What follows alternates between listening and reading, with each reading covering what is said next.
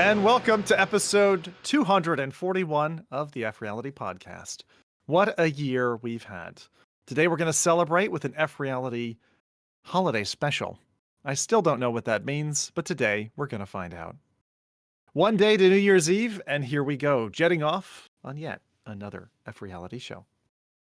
Here are our specialty news topics for today.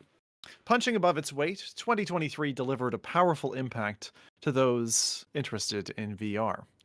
We'll sing a mournful soliloquy for some of the fallen soldiers, as combat is not without loss. Then it's on to FReality's own special moments, a year in review, and naming our game of the year for 2023. Finally, the big one, our 5th annual Slido. We've got our usual series of word piles ready for you. And like digging through Dino Dew, expect some crunchy surprises. To wrap us up, I'm giving Jose a break from releases, and I'm going to instead pack away Baby Jesus until next year's show. Let's pray for Adam. She's at the helm today with Rowdy on the road.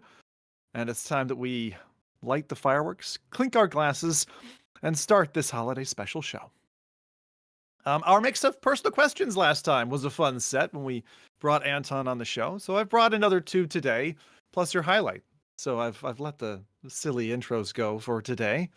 First, what I want to know is, and you each have to answer this, and I'll have to answer it too, so I'll think about it. What was your first ever proper job? And I want you to tell us a little story about that. It can be a time things didn't go so well, what your first day on the job was like, or perhaps a boss that was just a little too pushy. And then the second one is, if you could bring one person over to VR who currently is not sold on it, and I mean like, they are chalk and cheese, oil and water, opposed to VR at the minute, who would that be and why? After that, I'll ask you your normal highlight, and that's how we're going to do today's intros. Okay? Yay. Because she's not juggling enough already, I figured I'd start with Adam. Send help. Just to be kind. So quick recap. So the first one is first job, and whatever you'd like to tell us about that.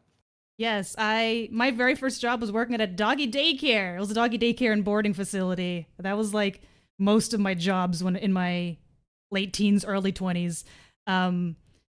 It's not what people think. It's not, oh, you get to play with the puppies. No, some dogs are assholes. Or well, okay, maybe not the dogs, but their owners, because first-time dog owners who've also never had children are the worst, because any little scratch that their precious baby gets, like, oh my God, my dog got attacked by someone. It's like, no, lady, calm down. They're just like kids. They fall off stuff. They play and they... But anyway, story time for that one. I actually have a couple scars on my body. That's fun. I've got one that's on my stomach, kind of close to my belly button, and that one happened when...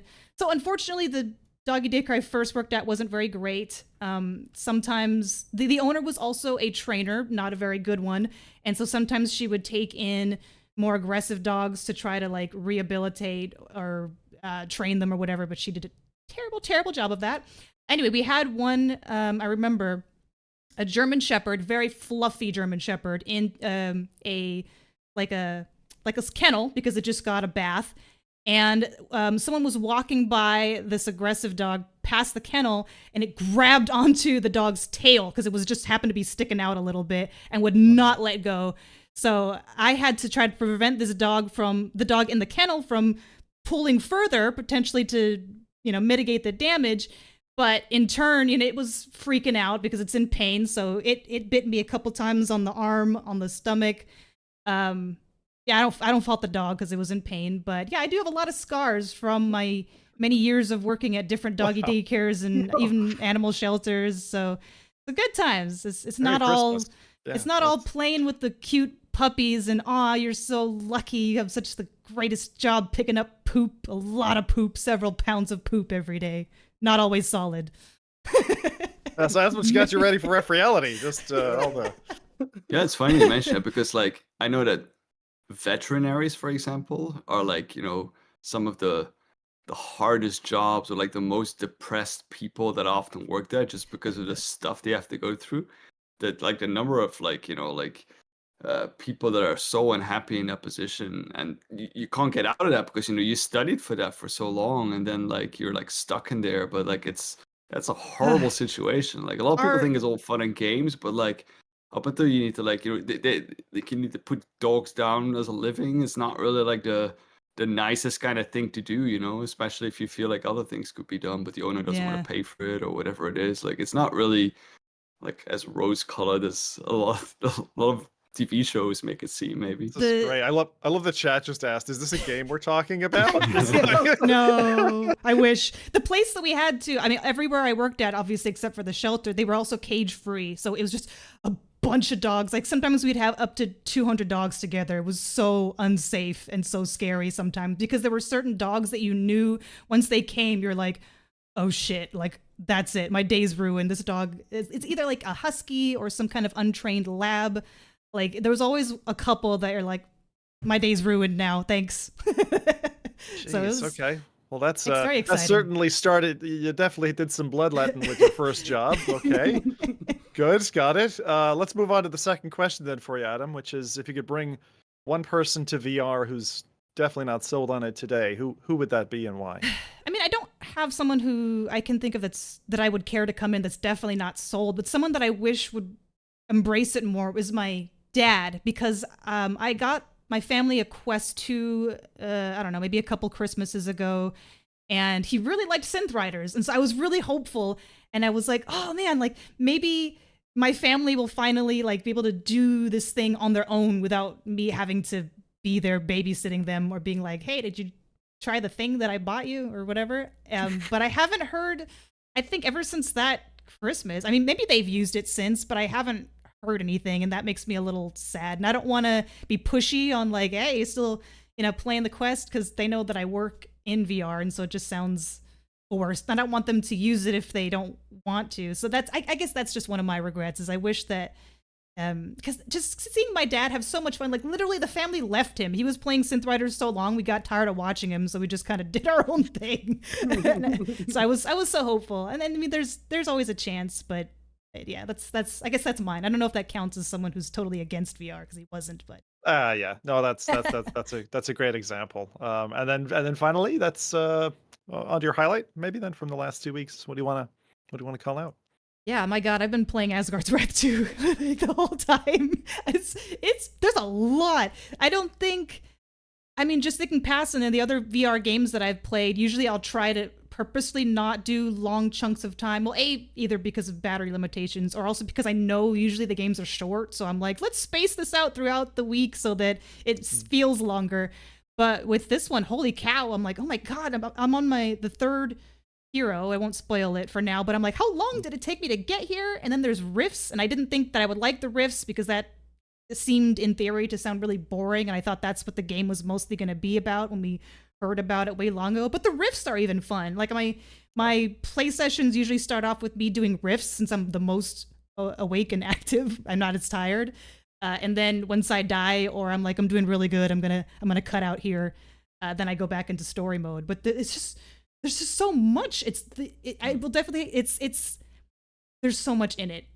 There's so much in it compared to any other VR game that we've seen. It's clearly a blockbuster in terms of how much content is there.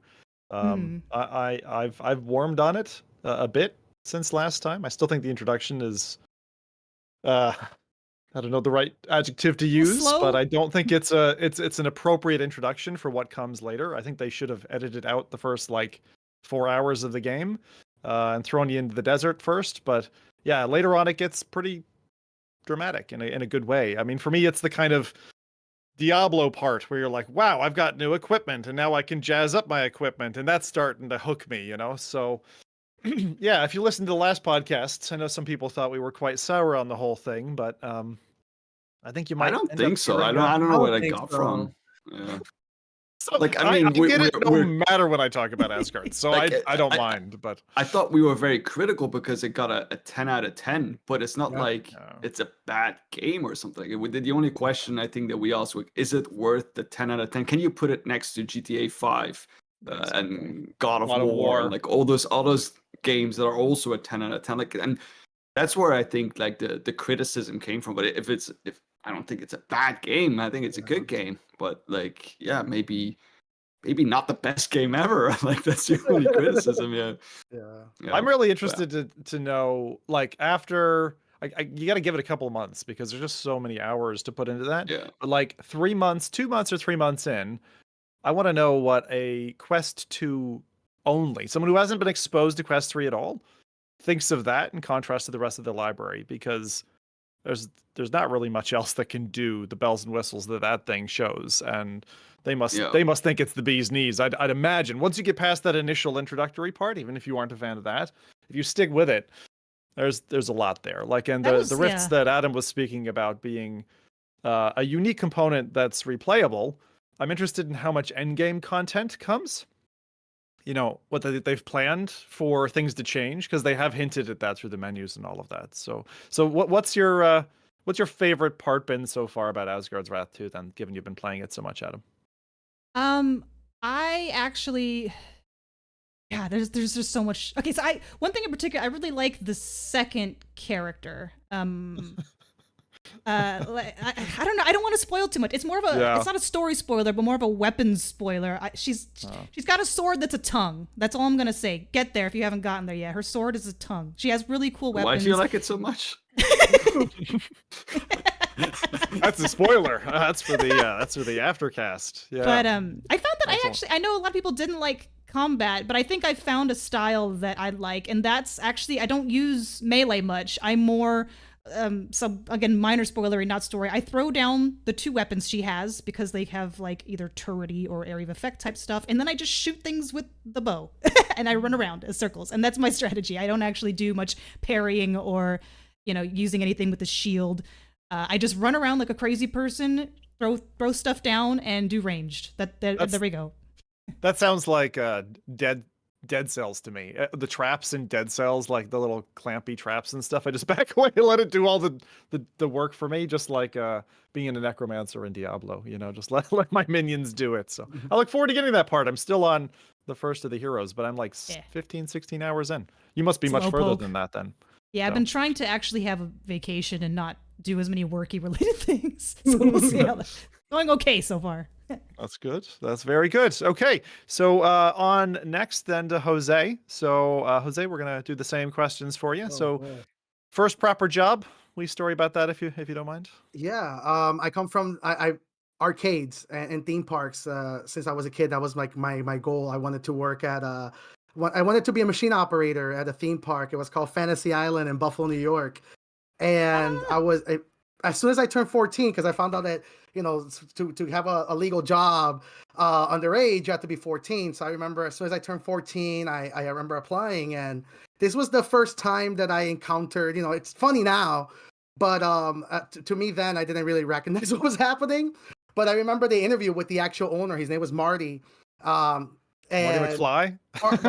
Maybe. I was thinking the same I guess thing. Marty's short for Martin, because it was called Martin's Fantasy Island. And you can look him up. It's much savorable if you look it up. But anyways, so the guy started running this arcade. I remember having the interview, and I remember being like, wow, I'm going to have an interview with the actual owner of the theme park.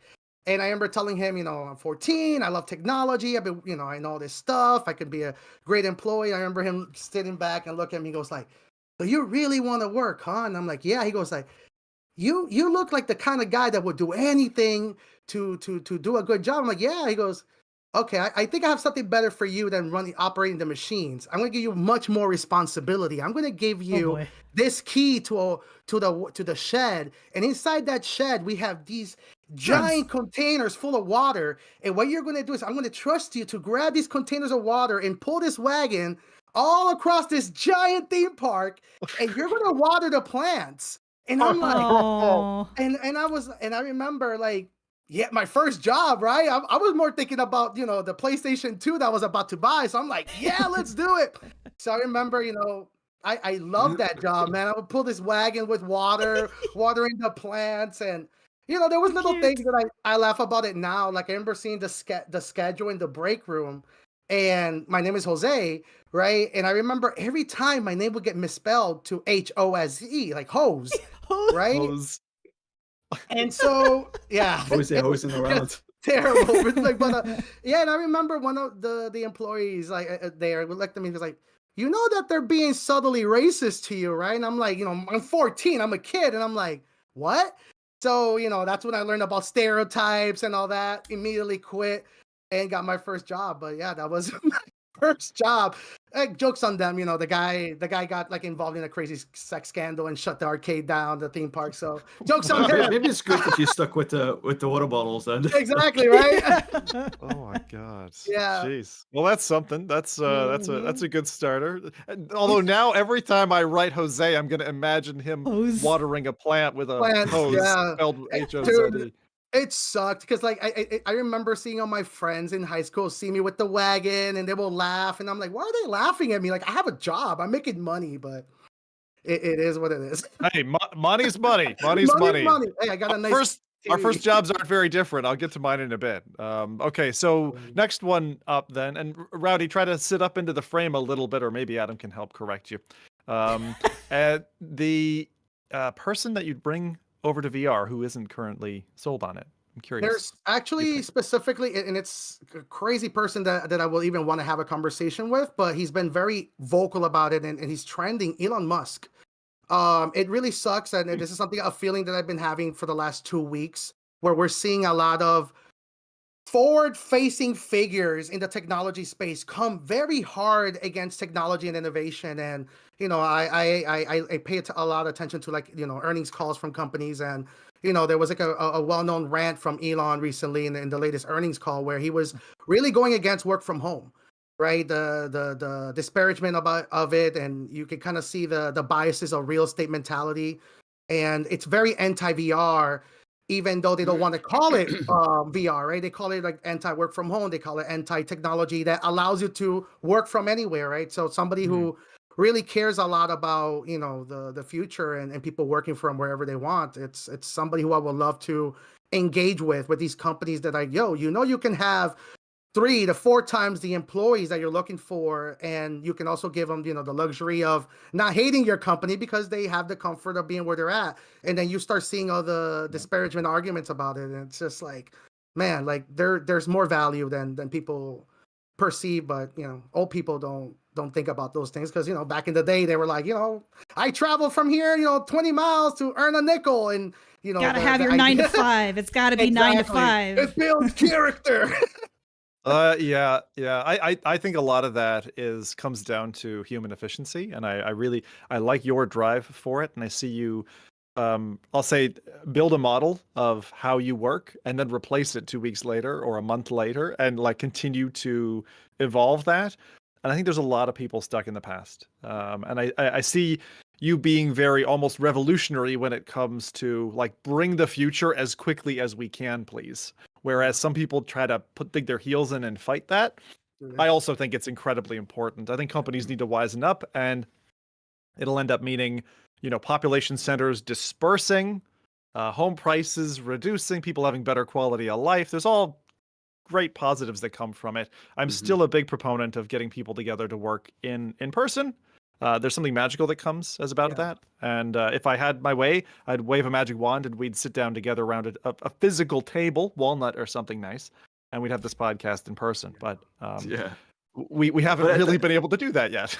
I'm a little bit mixed on the opinion of working from home and working in person, because I do think there's a lot of benefits from it. And I also think it highly depends on the type of job that you do, of course. But I am very much of the opinion of as long as you get the work done, I don't really care what happens with your other time. 100%. The issue with a lot of these companies is that they don't.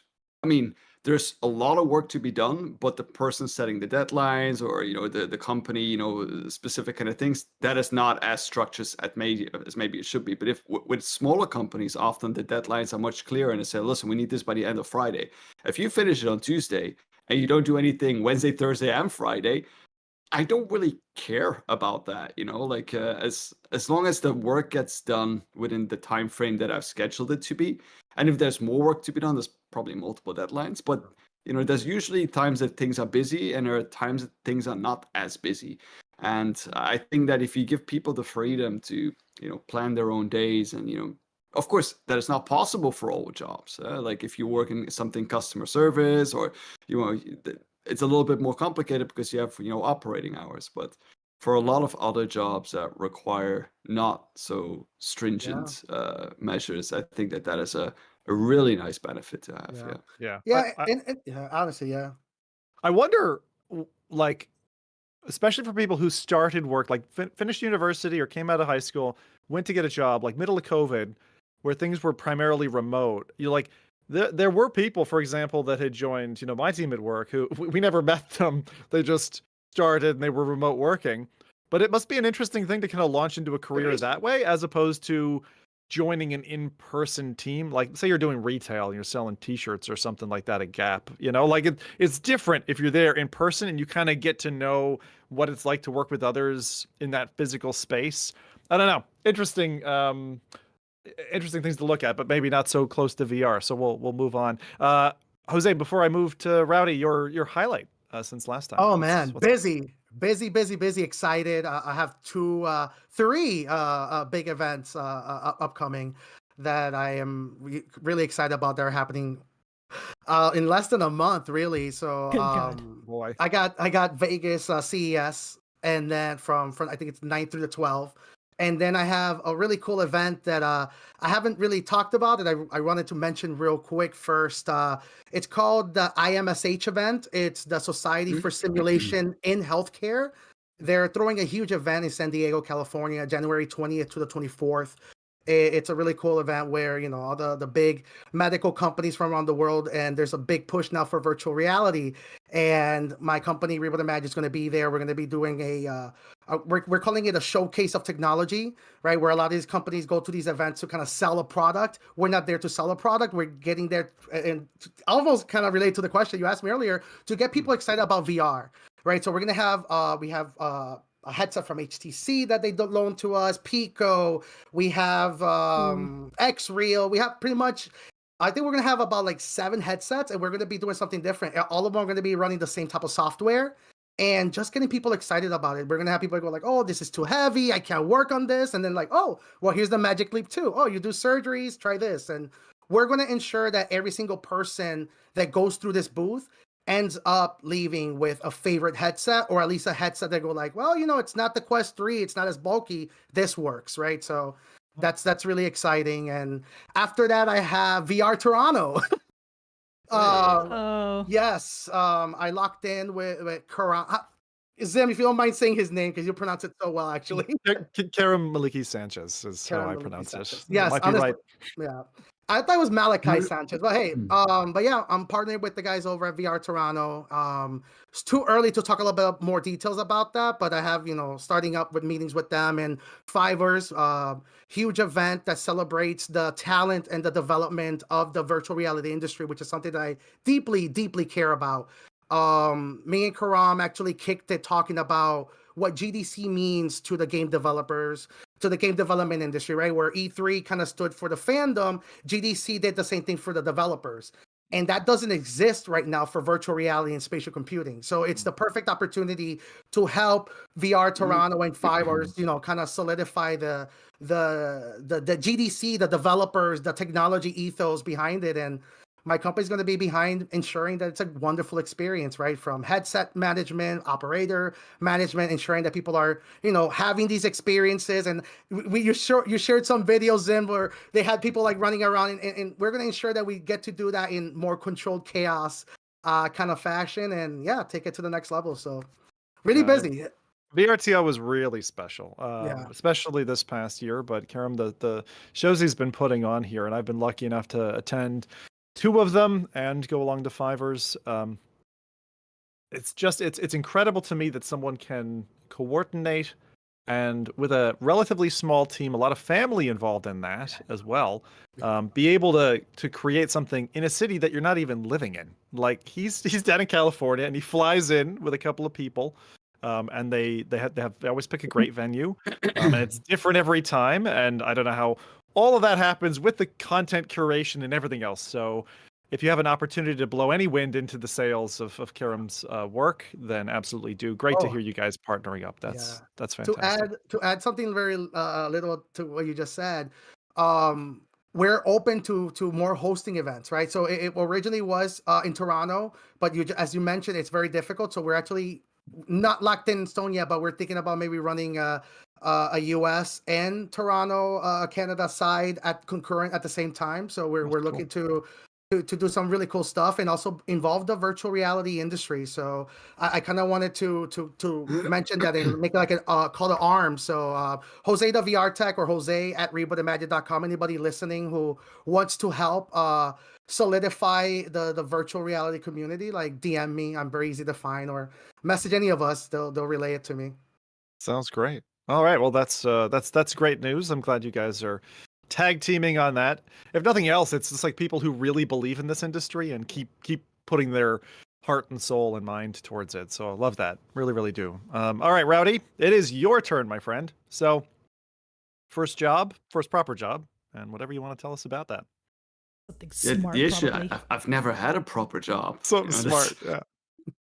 I've only worked at universities and do my own thing. Maybe the first But thing that I made you think- money, if you don't have anything else, I'd be curious about that. I felt as a student work as some shelves in a supermarket, but like I wouldn't call that a real job. That took me maybe like a couple of hours a day for like only in the weekend. So I think my first proper job is probably when I started doing my PhD, because we did a lot of like work for the industry as well. We did all of the neuroimaging for Johnson & Johnson, which is a fairly big or very big pharmaceutical company. A minor thing. And I think, sorry. Just a minor first job. Yeah. You know. Yeah, Johnson little- & Johnson. You may have heard of them. small little One of the company. biggest companies in the world in pharmaceuticals. No big deal. And what we did a lot of radiopharmaceuticals. So we worked with a lot of radioactivity. So we had radioactivity in the lab. We had to get special training.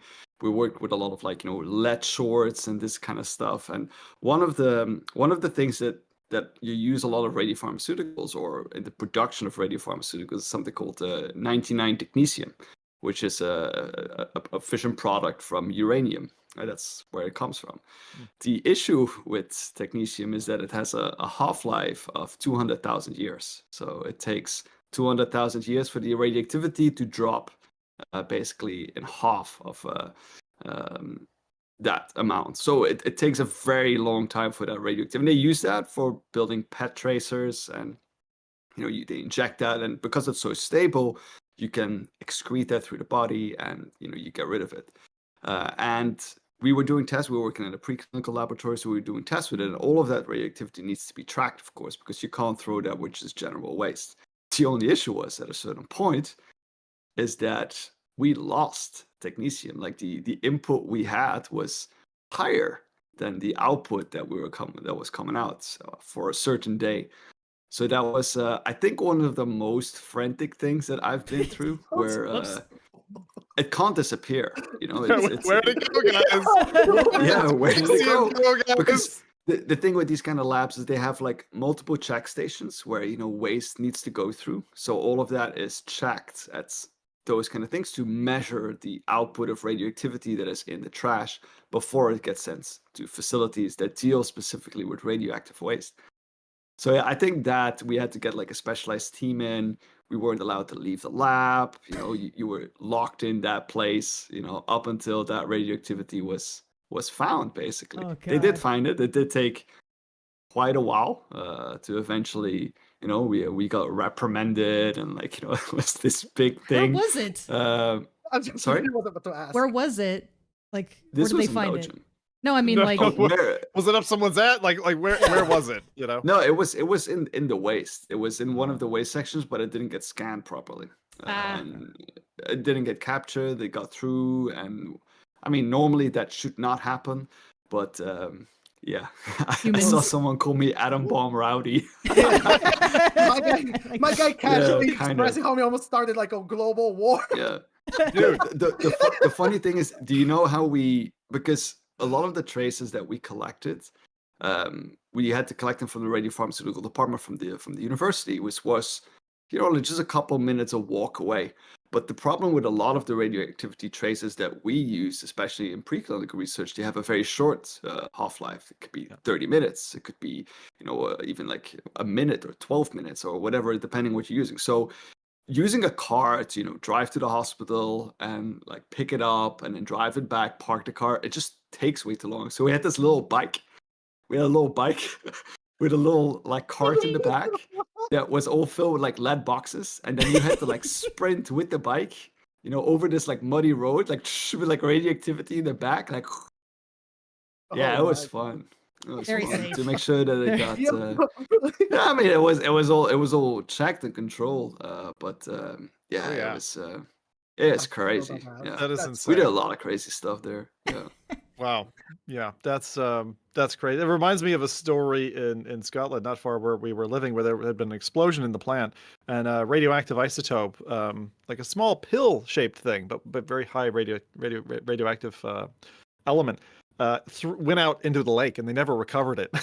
So it's like Oh you don't want to God. be a deep sea diver and unroot this thing, like that kind of stuff happens, man. Humans are not very smart around. Yeah, here. and it's really.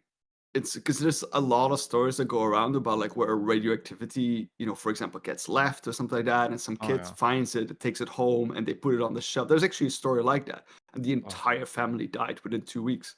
Yeah. Oh It's my god.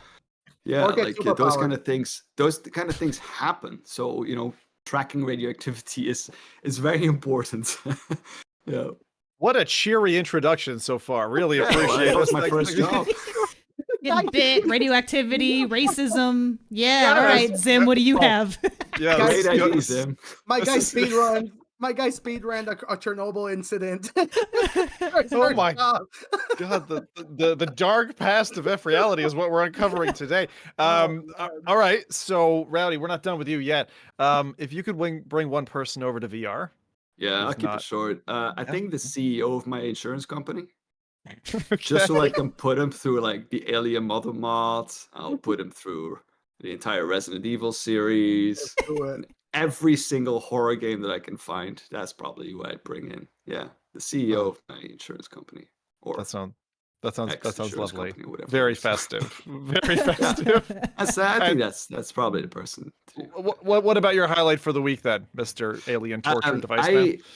I recently watched a new movie, which I really enjoyed. Didn't get all because I looked it up afterwards. I always look at reviews afterwards. It didn't get the best reviews, but it was called The Creator. I don't know if you guys are familiar with the movie at all. I hadn't heard of it before, Never. and it's a very American movie. It's very maybe anti-American. I don't know, but it's definitely an American movie, but with a certain innuendo in there. And the story is basically about the development of AI and the ethical discussion that goes around that. And it's a very like sci-fi movie, very amusing to watch. I thought the story was pretty fun, pretty good.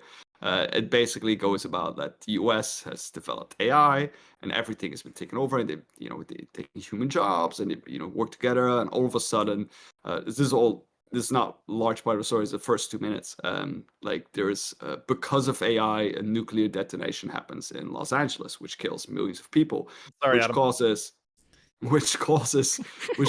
US to go like, oh, we're banning AI from everything. AI is not to be used anymore. Any AI is bad, whatever. But then you have Asia, on the other hand, who embraces AI and who starts like doing more and more AI stuff. And the US cannot have that, of course, so they go to war with the two. And that's kind of how the movie. That's kind of how the movie gets settled in. It's a pretty long movie, but I thought it was a very fun movie to watch. And if you're, especially like that first part of like the introduction of like how AI gets introduced, and it brings that little bit of like, and I love those ethical discussions about like, what is consciousness? Can AI ever be conscious? Can a computer know how to love? Like that movie Her, I thought was great as well. Oh, good. Like or Ex Machina is another one. Yeah. Yeah, like those kind of movies where they kind of flirt with that idea of like, what does it mean? Because nobody really can define consciousness. Can you call an animal conscious, or can you, like there's different levels of consciousness, and that discussion. I love having that discussion. I have a very broad opinion on that as well. So seeing a movie like touch on that subject, I always love watching it. What's The the name of the Creator movie is again? what it was called. The Creator. The Creator, yeah. That sounds much better. There's also, I think we're talking. There's another one that came out recently. I don't know if you heard of it, called "Leave the World Behind." That That's kind great. of, yeah, it kind of Love it. teases what you're talking about, but that's invisible, right? So it's the Yep. people that are on the ground, on the surface floor, experiencing what the heck is happening, and they don't know what's happening. Yeah. So Ooh. it almost sounds like you're talking about the B side to "Leave the World Behind." It's Yeah, Leave the World Behind for me. No spoilers here, but the acting in that was really solid. yeah, Pacing in the film was way off. So it was one of those films that I came away from being like, damn, that was such a cool concept. The actors did a great job, but they could have But done it better. You know what I mean? Like, it's like Yeah. one of those films that left me unsatisfied at the end, where I was like, damn, that's not quite the movie I wanted to watch, but I would Yes. recommend people see it. Do So you know? that's Do you another know who cool one. executive produced "Leave the World Behind"? the CEO of my insurance company. No. The former president, Barack Obama. And What? he actually, What? yes, he actually executive produced that movie because he said that it's the closest thing to the truth as of any book has gotten to. Wow. So that's what, yeah. Wow. That should make you a little bit more. And it left Zim unsatisfied. Yep. The Some closest Obama thing Trump to the again. truth. And Michelle Obama is on the chat. Wow. Yeah. That's mad. That's mad. Yep. Okay, very good. Very good. Well, that is one crazy run anyway, Rowdy. Thank you. All of you have destroyed my 2024 now in one way or another. I'm just I we're gonna have to bring some cheer into this podcast. Hopefully we'll get it when we get to the Slido part. For those who are still queuing up questions, go to slido.com/FReality. We're gonna come back to Q&A at the very end of the show after we do some questions and that. But first, I guess I have to do my answer to those two questions that I posed to the rest of the team. So the first one was, what was your first proper job, and a story about that? I had a job in a gardening center, so not very different from, I suppose, Jose's water boy job. You were the one writing hosts on the boards. Yeah. That's right. And no, I was employed under the table, so this was like not even a legal job. I think it was like, I don't know, 14 or 15 or something. Oh, figuratively. Yeah, figuratively under the table. But it was in this gardening center. It was Ireland, so it was terrible weather all the time. I was squashing slugs between my fingernails, loading heavy bags of compost into people's cars, doing these jobs on rickety metal ladders like above my head with paint dripping in my eyes, all this kind of terrible stuff that nobody wants to do for not a lot of money. But it was a first job and I was like happy to do it. And the proprietor, she was this very loudmouthed, like very angry pregnant lady. And so when it came to like customer service, I was like, I definitely want to get away from all of this shit. This is something I did not want to do.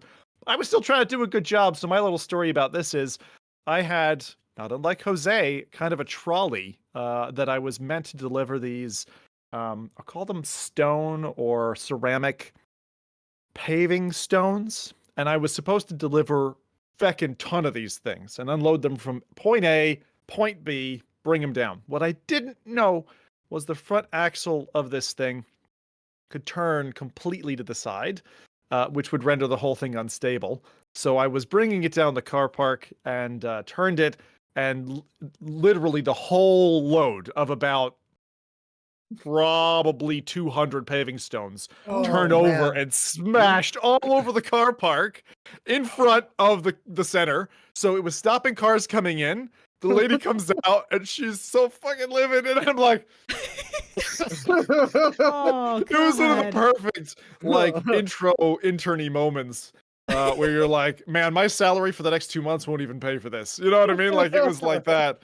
And she knew what she was buying, shit laborers. So I guess I didn't feel too bad. But yeah, that was my biggest fuck up, I think, at the start of my first ever job at a garden center in Ireland. So that was the first one. The second one was who would we bring over to VR? Kind of like Adams, but on the other side of the family. I'd bring my mom, I think, into VR because my dad and I play and have stayed connected for the last like 2+ years, just doing golf and other things, Racket So NX or whatever, jealous. something sporty. Every freaking Wednesday, we get together. Okay, there's some weeks we miss it, but it's so nice to stay connected with somebody. My Mhm. dad's off in Ireland. He's in Cork in Ireland. And I probably wouldn't even be picking up the phone to him, knowing me. Like, I'd just be busy with stuff or whatever. But we have this like appointment date and we go back. Like this week, we were effing and blinded to Wolf Creek, which is the shittiest golf course on the planet. And we're trying to drive. And one hole, I was like 75 over par. Like, it was that bad of a game. But man, we have such a good time bonding in VR. And for anyone who Blaming on the actually game. gets that with their parents or whatever, it's just such a wonderful time. So I'd love to have the same with my mom, who, like a topic we'll talk about a little later on, I think, went into VR once, did not have a good time, was like, oh, it made me sick, and never wants to touch it again. And it's like one of those people who, I'm like, yeah, but you get past that. You get past that. You get to have, fun time with your grandkids and me. And it's like, and we're so many hours apart. It's just like, it's a real missed opportunity, I feel. So I'd love to bring my mom into VR, but how I can convince her, I've got no idea. It's going to take me years, I think. And hopefully it won't be too late, by that time. Yeah. So yeah. So I feel Adam on her point with her dad, but at least her dad liked it. So that's one thing. And just in terms of highlights, I'll keep it quick.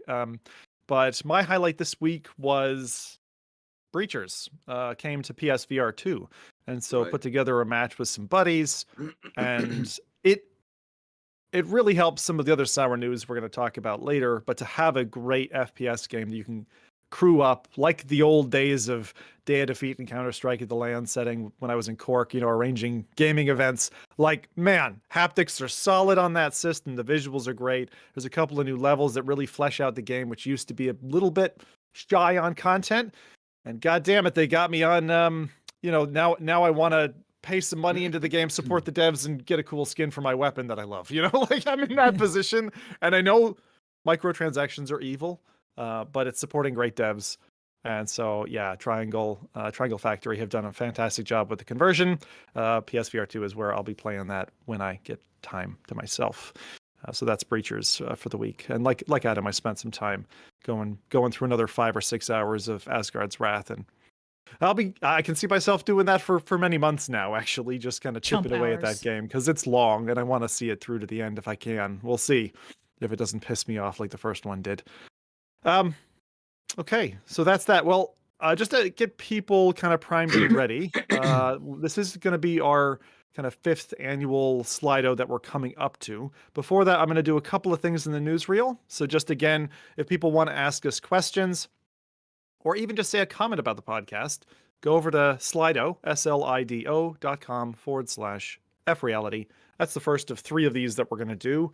But you just drop in any questions there. You can upvote questions or comments that have already been posted, and we'll come back to that at the end of the show. Won't take me too long getting through these things, but first I wanted to kind of celebrate the year just gone. I think 2023 has been really, really fantastic. My personal opinion is that it's the best year we've had in VR yet. And I don't think I've said that before, because I really thought that the early days like 2014, 2015 were really great because it was such a new thing. It felt like striking gold, and you had the Oculus Share, and you just had all these ideas coming out, and there was so much hype. I mean, Hype Train was never moving quicker than it was back then. But then, like this year in February, right, we got PSVR 2, which was a headset which had so much hype built up around it. Sony is a big competitor. Obviously, we had Quest that had been kind of dominating the marketplace, especially with Quest 2 having been a heavily subsidized headset. And PSVR 2 showed up on the scene, and it was quite a contentious launch, I would say. I mean, it launched, it was applauded by a lot of people, attacked by the press quite a bit. Some gamers felt that there wasn't enough of a launch catalog. Now there are about, 200 odd games on the store, and a lot of those are very strong contenders.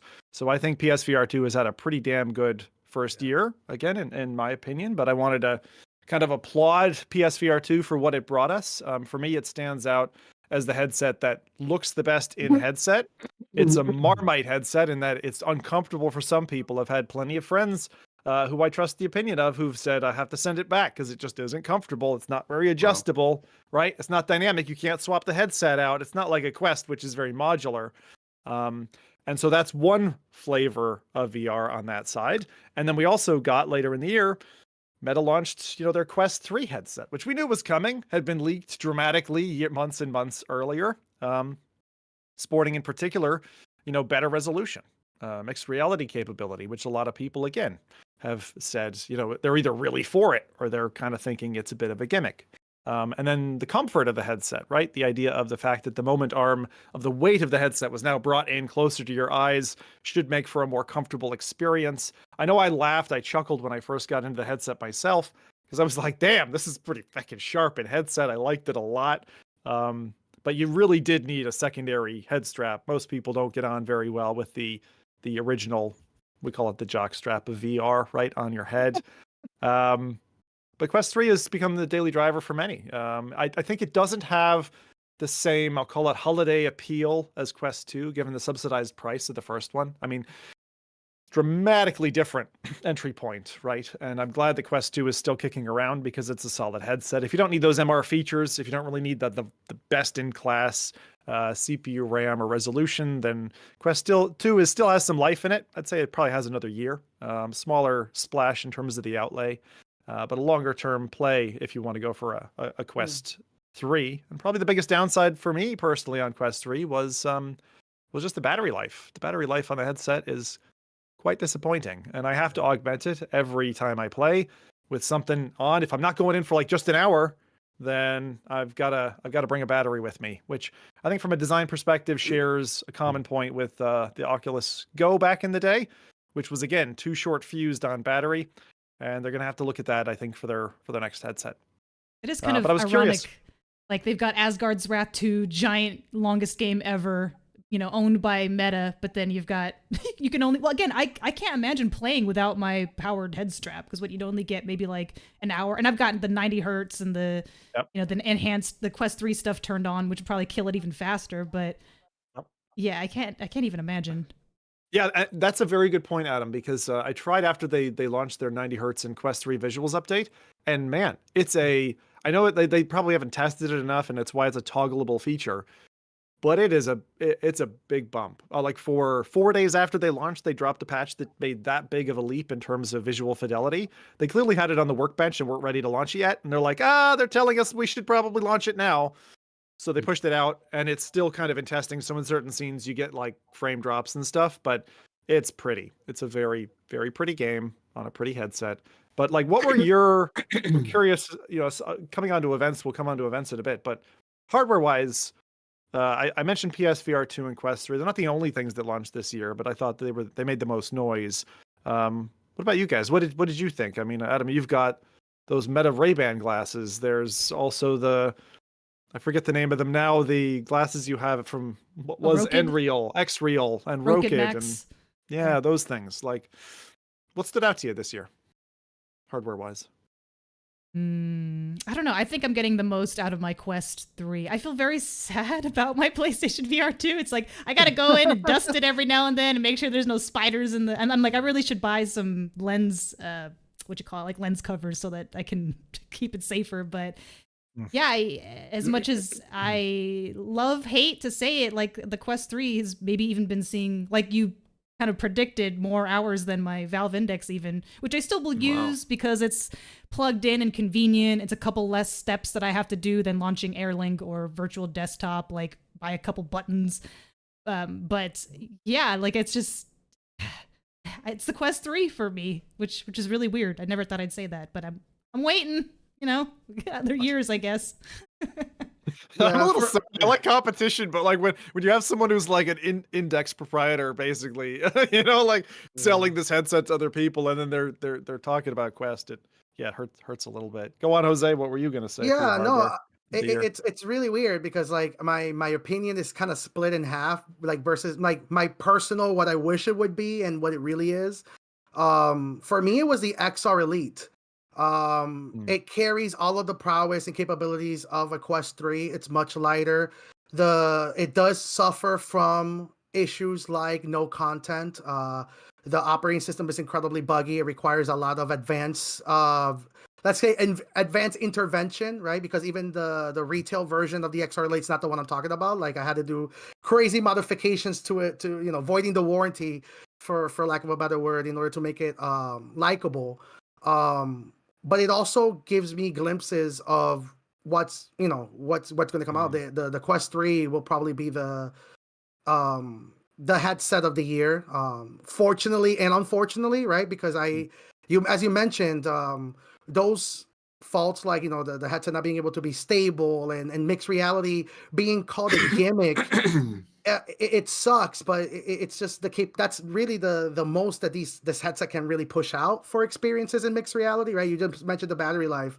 So it's really hard to say, hey, this is the headset of choice for me, even though there's a lot of things that really stop it from being a really good headset. But yeah, I would say that the Quest 3 really mainstreamified the potentials of virtual reality for more than just gaming. I think mixed reality opened up, and content creators to have to be thanked for that, right? Like all the I'm doing my dishes while in mixed reality and all that. Yeah, Quest 3, honestly. Cutting vegetables with a very safe knife while my fingers are all warbly. This is very fun.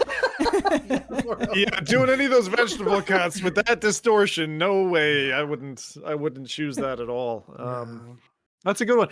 I'm glad you mentioned the XR Elite because they become the underdog. But I used to love what HTC and Valve did together with the first Vive. I thought it was a fantastic partnership. They were really a challenger against this behemoth that was Facebook with picking up the Oculus Rift at the time and then the Quest later on. We kind of miss some of that competition, and it's what I like from Sony as well, Yeah. But I love that form factor. I love when you showed us earlier in the year when you really properly modded it, and I want to love that headset. Like I think the Beyond is a step beyond my comfort zone in terms of I don't really want swim goggles in VR. Like I want something that I can just kind of throw on easily. I could give to my wife or flip back and forth. It's not like just for me. I don't want a pair of shoes that just fits me. So I'm still looking forward to that future, but HTC just hasn't hit the nail on the head yet, right? But they keep trying, and they're still in the bloody game. Stay in the game, guys, and I hope you succeed. I really do hope. Yeah. I do hope. Yeah. Rowdy, what about you? What about your hardware of the year? I mean, even though I don't own the Quest 3, I do think it's probably the Quest 3 that is probably, the one that took away all the shine. The only thing is that I kind of wish that the iterations wouldn't come as fast and that there was more developed for the platform itself. Because I do think that, for example, even the Quest 2 still has so much potential. But I understand because it's still a niche market. You need to push on that gas pedal and keep on going forward. It's just like I feel like a lot of people are probably, well, I mean, it's not that expensive either, but for a lot of people, they don't really want to buy a headset every so often, as that it's happening now. It's a little bit that console thing, where you have your PlayStation for a little bit longer. I like that concept better. Because it's not something you can upgrade like a PC, right? You can't put different parts in there, make it a little bit faster. So I do feel like, I don't know. Jose's getting itchy. He's like, I just want to get the drill out. No, I agree with you. It's I'm so with you, but it's just I just it breaks my heart when people say that because these aren't. That's kind of the argument that people have been trying. I mean, I've been screaming out the top of my lungs or trying to convey is that these companies, Meta specifically, to make an example, they don't look at VR as its own. They're mirroring not the console industry; they're mirroring the cell phone industry. Exactly. Their goal is for you to buy a brand new headset every year. I'm not supposed to talk very much about it, but cell phone providers are looking at this business model and they're talking to Meta at a very high level, companies like T-Mobile and Verizon that already subsidize, $2,000 to $3,000 devices. And they're like, we can subsidize this at $20 a month on a plan. So that's the goal. Their goal is to have you. And I get that. But at the same time, how do I put this? What I want to say is that I feel like there's a lot of potential in the Quest 2 that has not been used yet. 100%. And I think that, and I get it, because there's so much competition in a small niche, there's so many companies making virtual reality headsets. So it's better to come out with a headset later because then, you have probably more time to put in the newest bits and bobs or whatever. So I do get the iterations of the headset. It's just that I don't like it. That's what it comes I down agree to. with you, Rowdy. I absolutely agree with you here because a console turnover, once we stabilize with VR and the revolutions of the sun turn a little bit more slowly, like every 2 years, I do not want to be buying a new device that's $500. Like it's exactly the same as my phone. Like I'm not a guy who buys the next iPhone every time there's an iteration. Well, I don't buy iPhones anymore, but like I want to upgrade maybe every 4 years. Like every 4 years, I'm happy to replace the tech because the battery's weakening or whatever. I'm starting to get locked out of features. But every 2 years or even every 1 year is kind of ridiculous. And it doesn't really give, like, again, being from a science background and me being from an engineering background, like I appreciate the art of what they've engineered, and it's like, let it have its fullest life, but we don't let it, like it's going to go in the dumpster in a year or two. And it's like, that's just so like, it's how rude. Thank you. We're this close to getting Rowdy a Quest 3 starting with Rezzle. We're going to start a fundraiser. No, please don't do it. FReality, get Rowdy a Quest 3. Officially, unofficially. Well, that's what he said. He said, get Rowdy a Quest 3. And then we're getting Rowdy a Quest 3. $100 donation. There you go. Oh, man. Thank you, Rez. Thank you so much. Yeah, that's awesome. Thank you. But like, I feel it, Rowdy. I really feel it because it doesn't feel very respectful to the hardware to me to have to iterate. Yeah, like that's a little bit the idea. I think it's a great device. Like, don't get me wrong. Like, I think it's a fantastic device. I just don't feel like it should go this fast. I don't think. I mean, of course, the iterations, they're meaningful as well. Like, the step from Quest 1 to Quest 2 was huge. The quest from Quest 2 to Quest 3 is maybe not as huge, but still quite big. Yeah. So I get it. And it's like you said, like once that stabilizes and we get closer to that, now we're still in that, that 80% of the Pareto principle, you have very big gains very quickly. And eventually that's going to kind of fade out. But like at the same time, I don't know, like, can you recommend people then now to say like, oh, if you want to get into VR, get a headset now? Or maybe just wait for like, maybe 2-3 more years, but that's not good for the industry to say that, right? So it's a little bit that balance between the two of like, having very often have an iteration and having a very good, user base. There's another side to it as well. With Quest not being like a PSVR 1, you got it, you picked it up, and you waited until the plastic deteriorated, then you moved on, right? Like that's kind of it's not a headset that you, and some people will disagree with me on this, but like that's what I would call like a console grade headset. Like same with PSVR 2. You get it, you don't really do much to it, and then you just use it for years, and then you move on to the next bit. Yeah. But like Quest, you get so many accessories, like lenses. Yeah. If your eyes are bad, I've got a golf stick and a gun stock, and you throw so many bits to it that when you move from that to the next one, you're like, well, I'm going to be losing all these things. But to counter my own argument is like because PSVR did that, they also lost out a lot of the market on, virtual reality in general, because a lot of those PSVR devices, the last 2 years, they got a dust because there was nothing really coming out. There's nothing being developed for it. And that's also not what you want for virtual reality, right? You want there to be content being delivered, and by bringing out new devices, you show that you're committed to the platform, right? This is where I'm gonna, and I don't mean to make you an example, Rowdy. I really don't, but I think that's the point that I've been trying to express is you kind of said it there, like how it should be for VR. The PSVR 2 and Meta Quest ecosystem, even though they're technically virtual reality headsets, they're completely two different business models. When you look at the PSVR 2 is not sold as a unit. It's sold as an add-on. It is part of the PlayStation VR business model ecosystem. That there's a 5-year development business model. There's AAA investors. Where the Meta Quest is, they're not looking at that at all. They're looking at how quickly can we push these headsets out? How quickly can we lower the price of it? Because they're looking at software dominance. Think about Google with their Chromebooks, where it's even stronger. An Android laptop. Yeah, it's even stronger than that. The PSVR, in my opinion, is not even competing with the Meta Quest. It's competing with Xbox. Because Hey, there you Xbox go. does not have virtual reality. So you can now say, I can either buy the Xbox, which will not have virtual reality, or I can buy a PlayStation Oh, and then later maybe add virtual reality to it as well. So that's, I think, more like the competition that's been going on. Of Yes. course, with game developers and game studios, and PlayStation buying up game studios and Meta also buying games. There's competition there, so there is some competition. But in terms of like purchasing, I think that people are more likely to, for example, buy a PlayStation because they might be interested in virtual reality.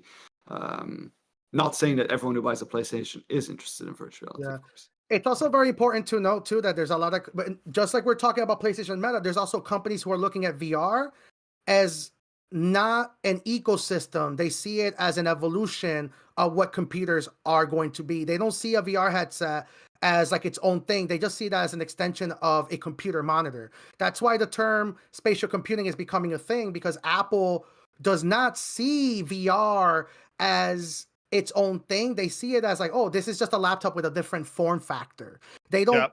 They're looking at a brand new industry as an extension and evolution. Eventually, you're going to have a desktop monitor or a desktop where you just don't have a monitor, you just have a VR headset. That's still a computer. That's not a VR computer, right? It's just, this is evolution. This is mainstreaming of technology. Nobody's going to be like, oh, I want to buy this just for VR. And also that ties up to, and I saw some people showing some love where we're going to see a big evolution in software. It's not really going to mean much for the hardware at all. And I think that's what's happening, is that Meta's fully aware of that. So they're going to push a 3, a 4, a 5, a 6 until everybody just stops and just doesn't care about the processing anymore. I know we have to run those short laps now. Yeah. And I think I see Rowdy thinking about 10 years from now where he'd like to be, and I'd like it to be there as well. Same. I think what's really exciting to me is that you see people saddling up horses to run out to California for the gold rush. That's what this is. Like, I see Apple, right, pushing a product that probably wasn't ready to go public yet. Like Apple Vision Pro is probably more of a test model than it should be for an Apple product, but they need to get their hand in. And the same thing with Meta. I see them launching Quest 3 again against the pressure of competition, against what's coming at them from Apple. There's other heavy hitters in the industry, and I love that. The competition pulling together. There's such fervor, and people are like nervously anticipating this boom for computing, this new like door that's going to open, and all the nerds already know it's happening. Like we know this is coming and it's happening, and the industry's maybe wobbling a little bit, and that's fine. But like you can see from an investment perspective, long-term investment, they're like, we got to play in this sandbox because we know this is going to be the sandbox, and that's great. That's great to feel. Yeah. I know this might interrupt the audio a little bit, but I do want to thank ET2K9 for the $10 super chat, and also for Arcade Mage for the $50. I just want to make sure you guys get your love. Wow, I really appreciate you. Jesus. Yeah. Yeah, thank you guys. This is awesome. Rowdy's not far off. Almost there for the question. Yeah, man. We're gonna need a little bit more. He wants Asgard's Wrath too, so let's get the you can use my referral code. We want the and strap and the BMW that matches. Right. Well, this is really weird to me. I'm going to loop back on this because I introduced, just by kind of celebrating PSVR 2 landing, Quest 3 landing, you guys all gave kind of your hardware of the year. I actually, and this is funny being the Meta partner guy on the podcast, but PSVR 2 is definitely for the year, like my hardware of the year. PSVR 2, it's just how I feel in the headset. It's finally brought me in several games, whether it's Gran Turismo 7 or No Man's Sky or Resident Evil. It teleports me into the game in a way that I hadn't felt yet. And I still haven't felt with another headset. That's the thing, right? Like that, I think that is what PlayStation shines so well in. It's like leveraging, their device, and that's what I mean as well with the previous discussion that I miss a little bit with Quest. Sometimes that, because they're moving so fast, of course, 2 years from now, you will still have the PSVR 2, and it will probably not be your headset of the year anymore. Probably not. Yeah. We'll see. We'll see. Until GTA 6 has that VR support. Okay. I'm telling you. Hola, Miami. Right? All right. So, with that, one other thing that I wanted to just recap on the year from an FReality standpoint was we finally got to meet up, at least 3 of us together at GDC. So that was really, really cool to meet Adam and Jose in the flesh, in person, have a laugh out there. And I wanted to thank Resolution Games for hiring me as their booth babe on Spatial Ops. That was really fun. And man, pushing like mixed reality on the floor, like introducing people to it and all that before it kind of got a big splash because of Quest 3 felt great. Because even in the Quest 2 era of mixed reality, for those who were on side quest and enjoying all the side quest stuff, it's like it still feels like the new Oculus Share to me. And that's the spirit that I love more than anything else. Like I love PSVR 2 for being a polished title experience. But the thing that gets me the most is indie devs trying stuff out that seems wacky or wild or whatever. And that's now happening in mixed reality. We're seeing it with Trackcraft. We're seeing it with Ocean Rift. We're seeing some old titles get upgrades that are coming kind of back to the forefront again. And that Wild West just, oh man, that excites me so much. So I wanted to give you guys a chance, especially Jose and Adam, who are both travel executives at this point for VR. You guys represent and show at so many different places. Would you mind picking out one of the events this year that really meant a lot to you, or kind of, you know, blew your head off or something? I don't know. Just give them a shout out. What events should people, you know, go to, or what was one that was meaningful to you? I think I agree. I'll have 2. One's like a giveaway. That was when our work, our company Live every year does an offsite meetup, so that, because we are all remote, we're all from, you know, the States, Australia, various places in Europe, Canada. So it's nice that we do get to meet up once a year and actually get to see each other in the flesh. So that's like the obvious one, but I think GDC is still one of my favorites. And I do have a funny story from that one. I still remember feeling really guilty because I drank a little too much at that one after party that we went to. And I had some guardian angel, because I knew I was stumbling up the stairs. It was not great. I had some guardian angel behind me that helped me up at some point. I could feel a hand on my back just helping me up the stairs. But then I got in I think it was a great, I don't know, it was maybe slightly too tipsy, conversation with Zim, you know, just about the podcast in general. And then at one point I was like, oh, I've got to go to the bathroom. And then I just left. I forgot to tell Zim that I was leaving. I was like, oh man, I should probably get an Uber. And then I just stood outside to wait for my Uber. And then I think the next day I realized, like, I never came back to Zim or said bye. I just said I was going to the bathroom, and then I never came back. It was funny. I was a little worried. I was like, did she leave? Did she get abducted? What happened? And I just was hanging out with Steve, and I was like, yeah. The next day it was fine. I do that all the time too. This was the peace out. Yeah, it was good. Where was it? Was it San Francisco? I'm trying to think. I bumped into you, Jose, in... It was a glitch. It was a glitch bar. It was the MIT party. I think I saw you at GDC or I think it was GDC. Yeah. There have been a few parties this year anyway. It's been good. It's been good to see each other in the element, and yeah, that's cool. Where was the meetup for the Live team? Was that in Amsterdam or somewhere? Where were you? Last year was Amsterdam. This year was Romania. I think next year's gonna be Vegas. We'll get to go to Vegas twice. Get so sick of it, maybe. Oh, that sounds good. But I don't have to go international travel, which is nice.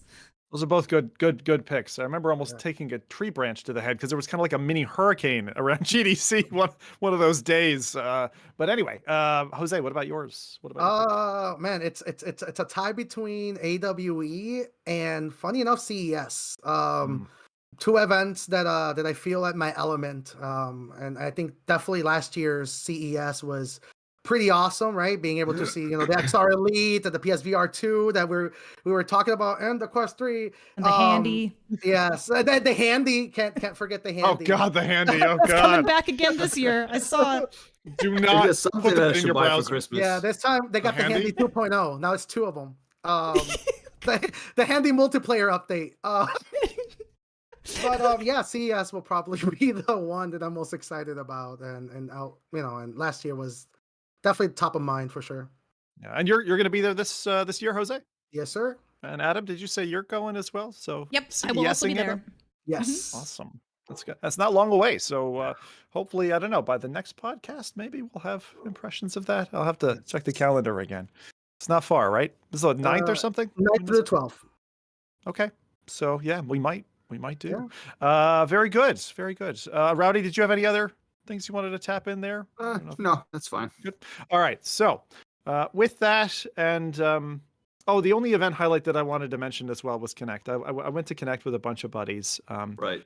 From Europe, and it was so nice to actually go see Yosemite. It was a really like random thing, but to go see this national park was great, and then have it show up in all the kind of Quest 3 stuff, and now it's been showing up as like an Apple Vision Pro like scene, and it's really funny to have real life then connect with VR in that way. But going hands on with the Quest 3 was super special, and then getting to meet my Meta handlers and just playing games like T for God and all the MR stuff, man. I'm just so stoked with it and really look forward to that. So those have been some of my favorite moments this year. But shout out to my California crew who always pull me out to California for a fantastic time. It was good. Nice high-fiving Mike again for a few years since we got to meet up and chilled out. And so those were some of the best memories of the year. Nice. Okay, next up, so we're gonna go bitter news before we jump into Slido and get that done. No. Sadly, we learned that the studio behind Firewall 0 Hour on a PSVR 1 Spectacle, really the best FPS I think that was out for several years in VR. Solaris after that, a fast-paced FPS game, which I dearly enjoyed, being an ex-Quake player. Super fast-paced. And then more recently, Firewall Ultra on PSVR 2, which was met with some difficulties and challenges. We heard from PSVR Frank, who's the community manager from First Contact Entertainment, this lovely studio that's been chewing its way through VR for many years and bringing loads of ongoing living content to its Firewall IP. They announced that the company will be shutting down. Frank himself, for those who are newer to FReality, was part of the 5-man crew, part of VR Inside. PSVR Frank took up the spot that I would eventually fill, actually, later on when I joined the team. So I owe a lot to Frank for giving his seat up. And then, like Miley Cyrus coming in with a wrecking ball, issuing my demands, and eventually we recast as FReality into a new four-dude crew back with Mike and Nathy. And then more than a year ago now, we reforged with the Crew V2 here, and we settled down as the VR Rat Pack. We've got Adam as the stage manager, Rowdy our audio engineer, Jose has his eye on the streets for the latest and greatest VR storefront, and I'm here spit siphoning gas news from the pungent tanks of Twitter, Reddit, and YouTube. We had a special spice to that mix to make it up, and with our live audience and their witty remarks, we get to make up the FReality podcast as it is today. Anyway, it's a really sore spot for me personally to see kind of Firewall Ultra be a stumble moment for First Contact. Honestly, it was probably a second fluff up from First Contact in terms of making a product that sells really well. I loved Solaris. A lot of people didn't. It launched then, and Pop 1 came in and totally stole its thunder. So it was just maybe bad timing. But going up against a real heavyweight, they really didn't sell as well, but it was a fantastic game model. And then they moved, and with so much fanfare behind it, so much hype, Firewall Ultra really tried to deliver those same highs that we had from PSVR 1. Some people love it dearly. It didn't do great with critical review, and it's really sorry to see that kind of after two stumbles, the studio comes, ends up drowning the studio, frankly. Yeah. So it does show. I mean, two things that I quickly want to mention. It does show, I think, a little bit like how fragile the state of virtual reality still is. I think that even those bigger, or the ones that I consider to be bigger game developers, to eventually still having to run a very tight ship in order for it to continue to be successful. That even having like 2 titles maybe that didn't perform as well can bring the entire ship down, which is, I think, a little bit worrisome to see. Then again, the second part is that I believe, I've been reading up on a little bit because I was confused as to whether the games would actually be going down as well, or if the servers would be kept up. But like from what I've understood so far, is that Sony actually owns the games or the servers. so that the games themselves would still continue to be playable. Right? Huh. Just no updates, of course. Tough with the news though, because I hate to say it's a death knell, but once that kind of news gets attached to a game, things will start to dry up. You know, even us saying it is a problem, and I realize we're exacerbating the problem for a game that the original game. Man, I loved it. I loved that game so much. It was the first game in VR that made me feel like I was kind of a badass FPS combatant, you know, in a police force squad, ducking his grenades, kind of landed in a room and you were hacking your way into the network. It was really strategic. And that was nice because it's a bit different to what you get with something like a Pavlov, for example. You know, so those were some really great gaming moments. So, and that's one piece. Unless the rest of the crew wanted to say something about First Contact, Man, I think I can't stop thinking about Sierra Games when I saw the news about that, right? Like, there's so many talent. Like, I remember telling PSVR Frank that, you know, like, yeah, it sucks, but like, this is just unfortunately the side effect of a brand new industry being born. Like, it just wasn't the business model for it. But like, all of that talent isn't going to go to waste. Like, I can't wait to see, you know, like from First Contact Entertainment, like what is it going to look like? What is it the games are going to look like? It's exciting to see the talent where they're going to end up at. I mean, not that no offense at all, but not that their IPs were particularly interesting. But when you mentioned Sierra, I'm like, we'll never get a No One Lives Forever 3, like ever, because that, you know, it's just gone and the records of it are lost to multiple companies. So sometimes these things have bigger repercussions than we imagine. Like any universes or particular, you know, mechanics, they might just be lost with for better or for worse, while the company goes down. It's so sad. It's depressing me so much. You brought up these No One topics. Live Forever, man. It was so good. Me too. That's one of my favorite games ever, and they will never. No one will ever. There will never be a third one, most likely. It has better humor than Austin Powers. No One Lives Forever. There was a 1 and a 2. Yeah. I've never played that. Oh, it was so good. So good. It's probably still playable, I think. You could probably still play it on Windows, but No One Lives Forever is a title that could totally be done in VR. Absolutely could be placing done in down VR. the little cat mines. Oh my god, man. it is so good. Oh my god. It hurts. It hurts so much. Oh god. Okay, the pain. Sorry. So with that, that's not the only VR 2023 Titanic, I'm afraid.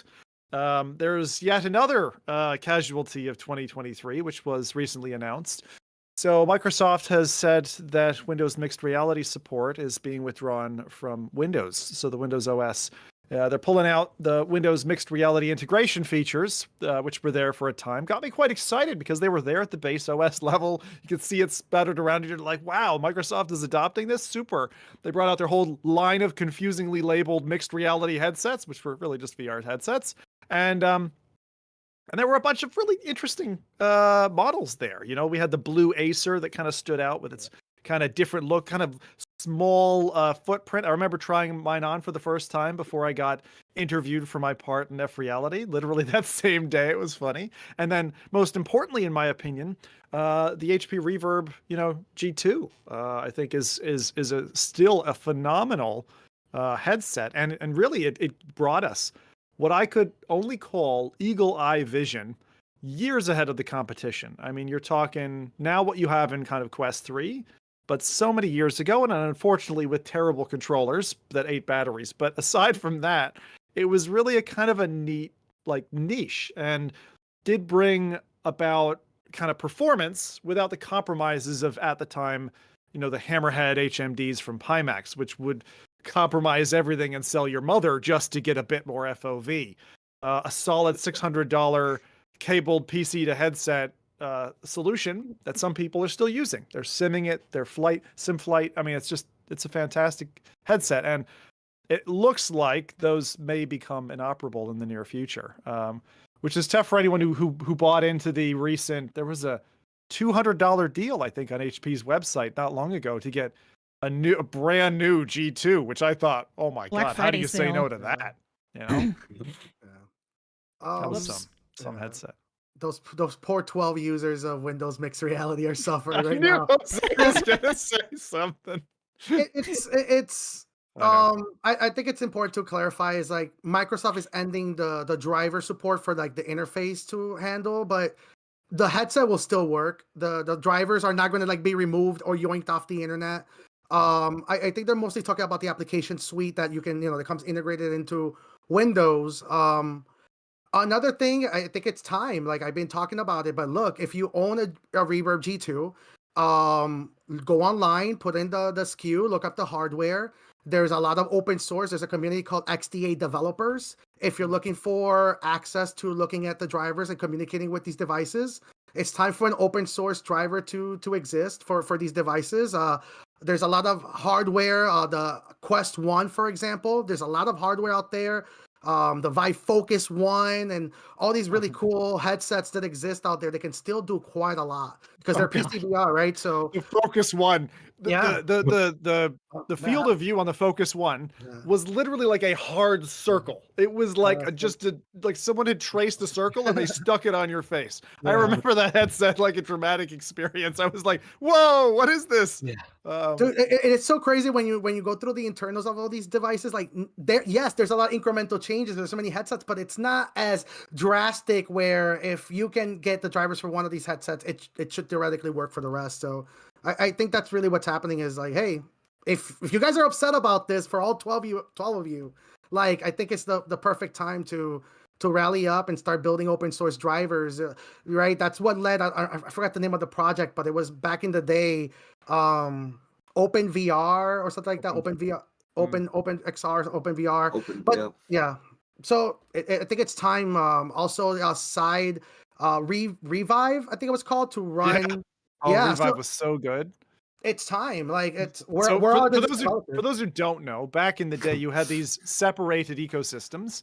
Like you still kind of do. And you had Oculus on one side with their little walled garden, and you had, the HTC Vive headset, and you might have a Vive headset and be like, well, why can't I play Lucky's Tale, for example? In which case, the Revive software would work as an intermediary boundary layer, and it would allow your Vive to work with Oculus's, most of Oculus's kind of exclusive titles. And it was really good. I don't know if anyone's still using it in 2023, but for a couple of years, it was a vital piece of software. Yeah, I've played everything with it. Yeah, it's fantastic. So with that, do you still use it? Wow. Yeah, there's for using like the XR Leaf for like Horizon Worlds, for example, it works perfectly. They have like online APIs now, so you can actually access meta servers just fine now. Oh man, and you just reminded me of the what was that injector that for years people were using to play their AAA games in VR? Vorpix? Yeah, Vorpex or something. Vorpex. Yeah, Vorpex. Prayer. Speaking of that, I think it's probably coming out. I saw. Yeah, very, very shortly. That might be on some people's wish lists. Just coming out of Christmas, I'd say, because that's not long. But Vorpex was an interesting kind of 2.5D solution to. I played Fallout gaming 3 in VR before Fallout 3 VR was a thing. Oh, because I got so much slack for that. Fallout 4? Fallout 3, right? Was Fallout 4? 4. Well, Fallout 4 got the official Bethesda release, but Fallout 3 was playable through Vorpex. So if you tinkered with that and dropped a megaton bomb on their heads, in VR, that must have been fun. I played Far Cry. I was just reliving I didn't go in to relive the sex scene, but I was reliving the excitement that brought me. So it brought me back to Far Cry 3. And another great one I thought was BioShock Infinite. In Vorpex. I mean, you can't really play the game, but being there, experience it. That's pretty cool. Yeah. Even the intro, that's the thing I remember from the first BioShock, like just being there, being in that world and feeling like you're there. That's worth it just to go modding and tinkering. So with that, is that all of our woes and sadness aside? Can we go to the holiday special part? I think so. All right, no more sadness. If you just joined us, perfect timing. If you just went through all of that, I'm so sorry. And thank you again to the donators for making this a special show. Right, this is our 5th annual holiday Slido. We've been doing this since 2019. Which is mental to think about it. And it's your guys's, for the new parts of the crew, your second one. But it ends up with an awesome cross-section. So the way this works is there's something called a word pile. Everyone contributes their parts, and it ends up showing it on this lumped diagram of words. And so if we were to say the word, Jose, H-O-Z-E, for example, it would appear like 10 people vote for it. It might be big and at the center. So you're going to see this in a second. We are also in parallel collecting any questions or comments that you might have or want to upvote at slido.com/FReality. So what I'm going to do is I'm going to throw the first question up, and hopefully Adam will be able to show it in a minute. So I'm going to go ahead and activate the poll. The first question is, what was great about your 2023? And this is multi-entry. So you feel free to do this on a phone, on a website. You can go to slido.com, just type in FReality, and you should get us there. Okay. So I'm going to type this in just so people have the link, slido.com/FReality. Okay. There we go. Okay, let's see. So people can go ahead and jump in, and crew, you guys should be submitting your answers as well. I'm gonna put mine in too. I did. I submitted my answer. It's so funny because I think I saw it come through. Now let's see. Participants don't see the results yet. Good. I'm gonna let the pile grow a little bit, and then I'll start to unveil so you can start to see. So I hope I do it right. Yeah, I think that's what I'm hoping too. I'm trying to see, and then yeah. Let's see. I think my screen is frozen, I think. Can you, any of you who are running the podcast back, can you see the scene where Adam is sharing? The scene that Adam is sharing? Yeah. What do you mean? I'm seeing us frozen, is why on your stream? Live? Yeah, no, it's oh yeah, no. You guys are okay? Yeah, okay. yeah. All right, let's do this. Don't give me a heart attack like that. Sorry, Adam. It's a very old iPad, and you know how those, Apple. I posted the link in the chat as well if there's people who wanna join in on this. But I think it's working, right? I mean, it seems to be. Now I'm going to start to show off the results, and you can go ahead and grow it. We'll leave it open for 2 minutes or so, and we'll just keep growing this image. This ends up being a nice. If FReality is not one of the answers, then I'm going to be very upset here. Are you? Yes. Nah. Oh, that's funny. That's good. So we'll just expose that, leave that running. So again, for those who are just joining who may not know what Slido is kind of a supportive little piece of software. You can use it on your phone. Difficulty might be as if you are like watching live on your phone and flipping back and forth, especially if you're on YouTube, you can lose the cast. So sorry if you are having to struggle with that and you've only got the one device. That's a little difficult. But if you've got multiple devices or a device that can multitask, then great. Head over to slido.com. FReality is the code that you need. And there you go. I want to know. Somebody posted like learning not to hate, or learning I don't hate Gen Z. I would like to know. They're like, what was it? Which one? Yeah, I always get confused with the gens. Who is Gen Z again? Is that the modern? After millennial, I believe. Yeah. Or like younger, one generation younger than millennial. Than us. Millennial, yeah. Right. All of us. It's like the oldest age is like 22. I want to say 22 is the oldest Gen Z. I think. Yeah. I'm too old to be counting generations. Like an ent. All right. Yeah, there you go, Rowdy. They're fluffing FReality for you now. There we go. The votes. Viewing the results. Oh, God. All right. Well, that looks like fun. Okay, that's showing up on screen pretty well. So let's see. We've got great games. A job at Johnson & Johnson is in there. That's not me who said that. Call of the Mountain. Me. I still haven't played Call of the Mountain. I'm still waiting for it to go on sale. Sony's really holding out on that $80 price tag. It's crazy. My favorite is definitely the retirement of Skysim. Man, yeah, I was so happy to beat Skyrim and move on to basically another type of Skysim, right? So now I'm all on No Man's Sky, of course. Oh boy. All right, well, that's not a lot of excitement for tongue tracking. I was hoping that I was gonna be. Z Fold 5 is that one of those phones that just I think I saw Alex VR break his. If I'm not if it's the same phone, it's folded the wrong way. Are you serious? Oh yeah, man. He had to go buy a new one when we were in California together. Like, that's like so weirdly ironic. Well, now I can't find it. Do you have one? Yeah, I also break one. My Z Fold literally exploded. After like 2 weeks. Like, Great wow. phones. Yeah, great Where phones. I- I'm definitely not into folding anything yet with a screen. No way. It's too early. The only thing that I like that is still one of my favorite things is those phones that went like, and Yeah. then you would like, I love that. Oh, the one where you would trigger it with your pinky and then it would slide out like the Matrix phone, the Nokia. Yeah, one? that one, or like the one that you would like slide up, like. Oh, Loved those it. as They were well. like this big, and it's So cool. My phone is too So fucking awesome. big. I need to get a small phone in the future. Yeah. Future Zim, get a smaller phone. This thing doesn't fit in my pocket anymore. All right, cool. So that's great. I'm gonna close that. We're gonna go to the next one then. We got loads of stuff coming in there. No pandemic. Hell yes. Let's get rid of that. I don't want to think about that That's a good ever one. again. And skydiving's in there. That's pretty cool. Bobo's in there. Piano Vision and Breachers.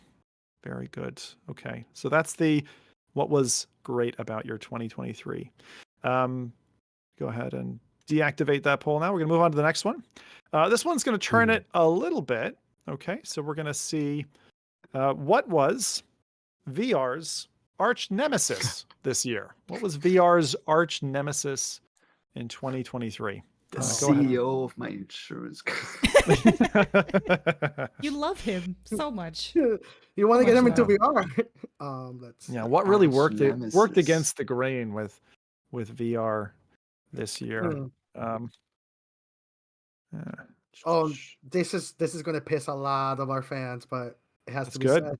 You got it. Well, you're going to be anonymous anyway, Jose. They won't know who it Perfect. was. There you go. All right. I'm going to go ahead and show the things so we can grow here. A lot of stuff going. Oh boy, there's some sauce. There's some spicy stuff in there. Yeah. I'm going to guess that was Jose, but we'll see. We'll see. I'm going to go ahead and show the results.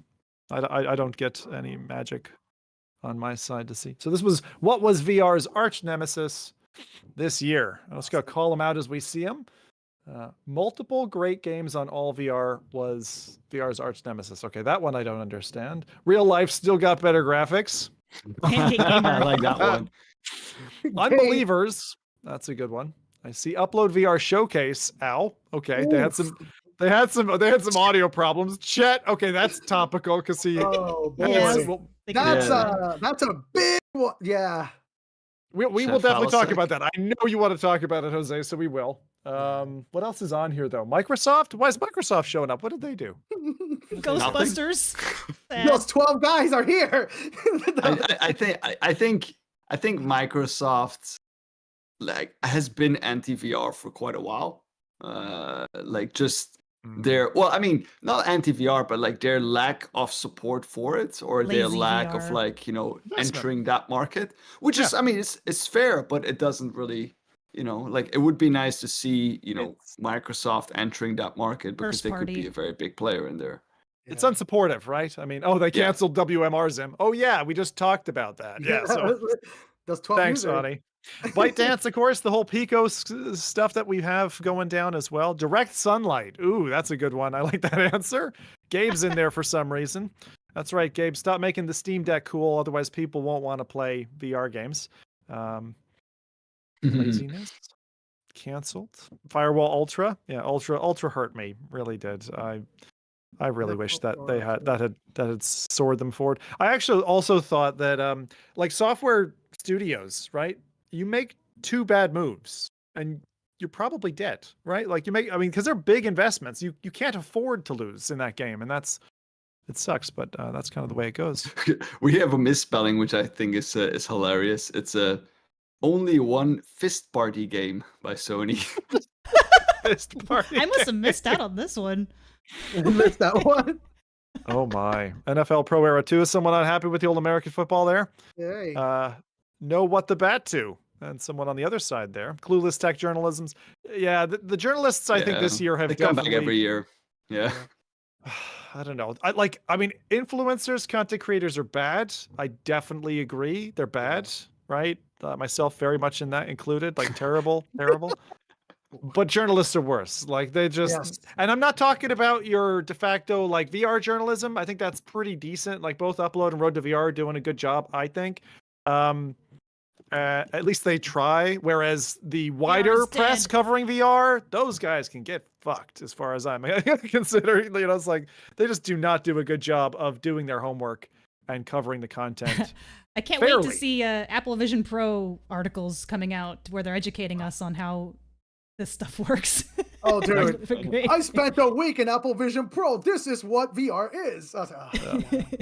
Yeah, I honestly think that next year is going to be painful for a lot of us. So I hope you enjoyed your 2023 because we had the year of the metaverse, thanks Meta, and then we kind of got some respite for at least 9 months where we got to enjoy our nerdcraft again. But man, there are going to be droves of people all over the place in forums and stuff. Now let's talk about chat for a minute before we move off of this slide. Thanks to this is clearly a bias of recent post by. Sadly, it's Bradley in the TikTok of Chet, which I've been following since he started it because I came across Chet because of my love for Left 4 Dead and Left 4 Dead 2 ages ago. And then I got to know him again from VR because of his friendship with Julie Heidi behind the, oh God, what are they called? Something Virtual Unicorns or whatever. Crazy people behind Selfie Tennis and all those nutty games. And they have a good friendship. And so I kind of connected with Chet that way. So I'm at GDC actually. But he shares his opinion. But his opinion is quite, like what I think Jose has pointed out, quite kind of stuck in the mud or antiquated in terms of its approach. And I'm very much a kind of a break it guy. Like I loved when Onward arrived on the scene and they gave us stick locomotion and people were like, oh, it's going to make you sick. I'm like, I was in 14 FPS Minecraft in 2014, dude. Like, just give it to me. Just give it to me, baby, please. And anyway, Jose, you definitely have a chip on your shoulder about chat. Yeah, so man. No, now chip away. I think it's important that I know. iterate this, but I love Chat. I actually know him. I actually, believe it or not, he was one of the first notable followers that I had on back when I started social media before my current Twitter. But anyways, I think what happened with Chat specifically is when you have a background, a resume that's respected by an industry that uplifted you, that gave you a career, that gave you a platform, and you walk away from it for whatever it may be, not being able to pay the bills, you need to own up to that accountability of walking away from that industry. And if you don't, you accidentally believe that the industry is still operating in the way that it was when you left it. Based on the way he was speaking, the reason he has a TikTok now, it's because people do care about his opinions. But I think that opinions should be able to be updated in real time, especially when the industry is emerging and growing. And to be quite frank, it requires all hands on deck, right? Let's just give some context for people, because please. if a lot of people saw it, but a lot of people also didn't get to see it. So Chet Falazek was part of Gabe's team on the Left 4 Dead team at Valve for some time. If I'm not mistaken, I think he was part of the original Counter-Strike team, came in through that. So he's got a lot of history of gaming, making wise decisions from a design perspective. And he recently spun off Stray Bombay, which is an independent studio, making a game that's like a Left 4 Dead clone in space, which is pretty good. It's called the Anacrusis. I played it. It's got some good things about it, like the flash zombies that come in and like a dude who's like opening his jacket to you to show his privates, blows your mind and you're like, oh God, I can't see anything. So like that, then Chet has had a really strong part of Steam VR and the Valve side of the build for VR and the introduction. A great storyteller.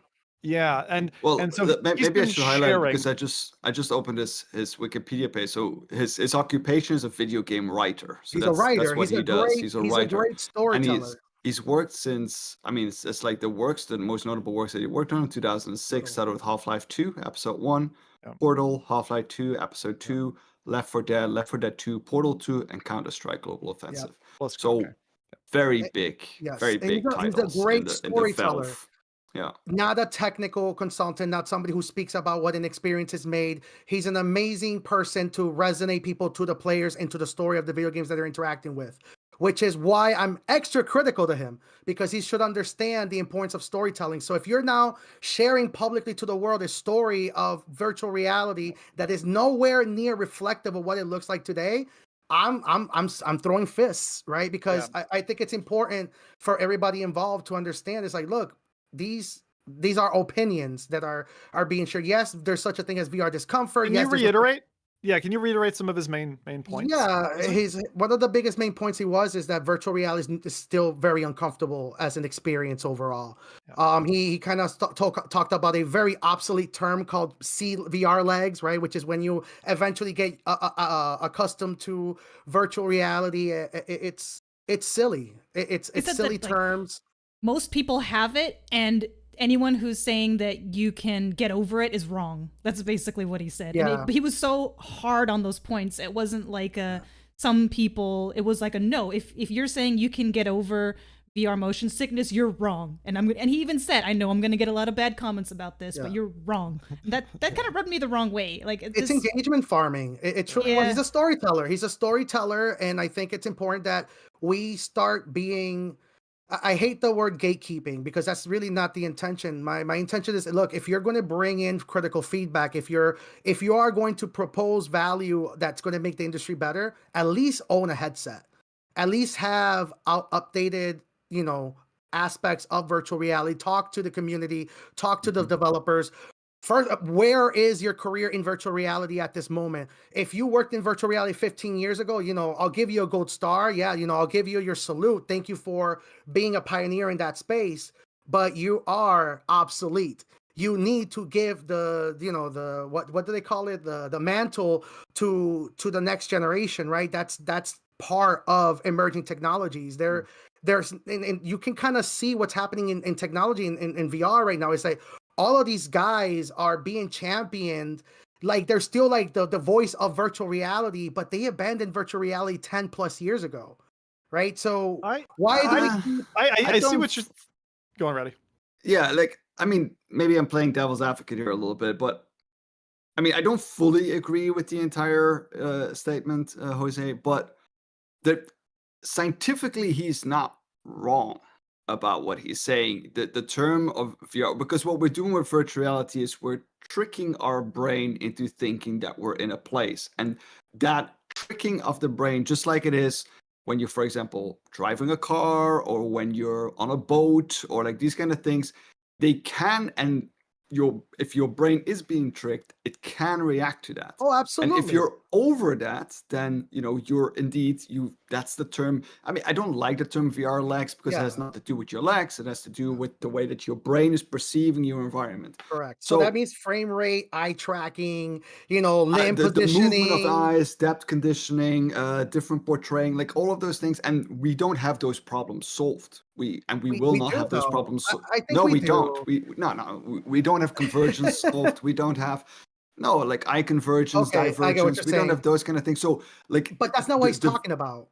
I agree with you 100%. Because those. So don't you think that those conversations should be handled by somebody who's focused on? If you're going to speak from a position of, hey, this is what's broken, like you are.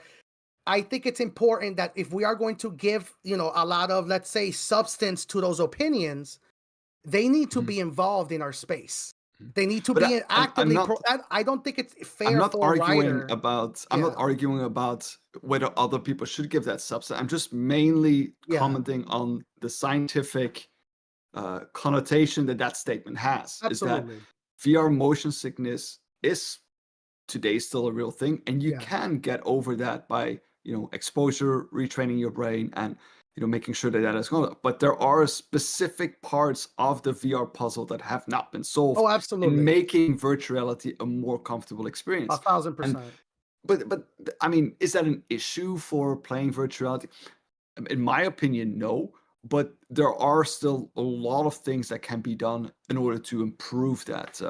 No, for example, we saw it already with the moving, the moving screens or the moving lenses. Solving like depth perception, convergence of the eyes, the way that the light hits the eyeball, like all of that, different layers of your screens that are being activated in order to perceive depth where the light is actually coming. So there's a lot of things that can still be solved.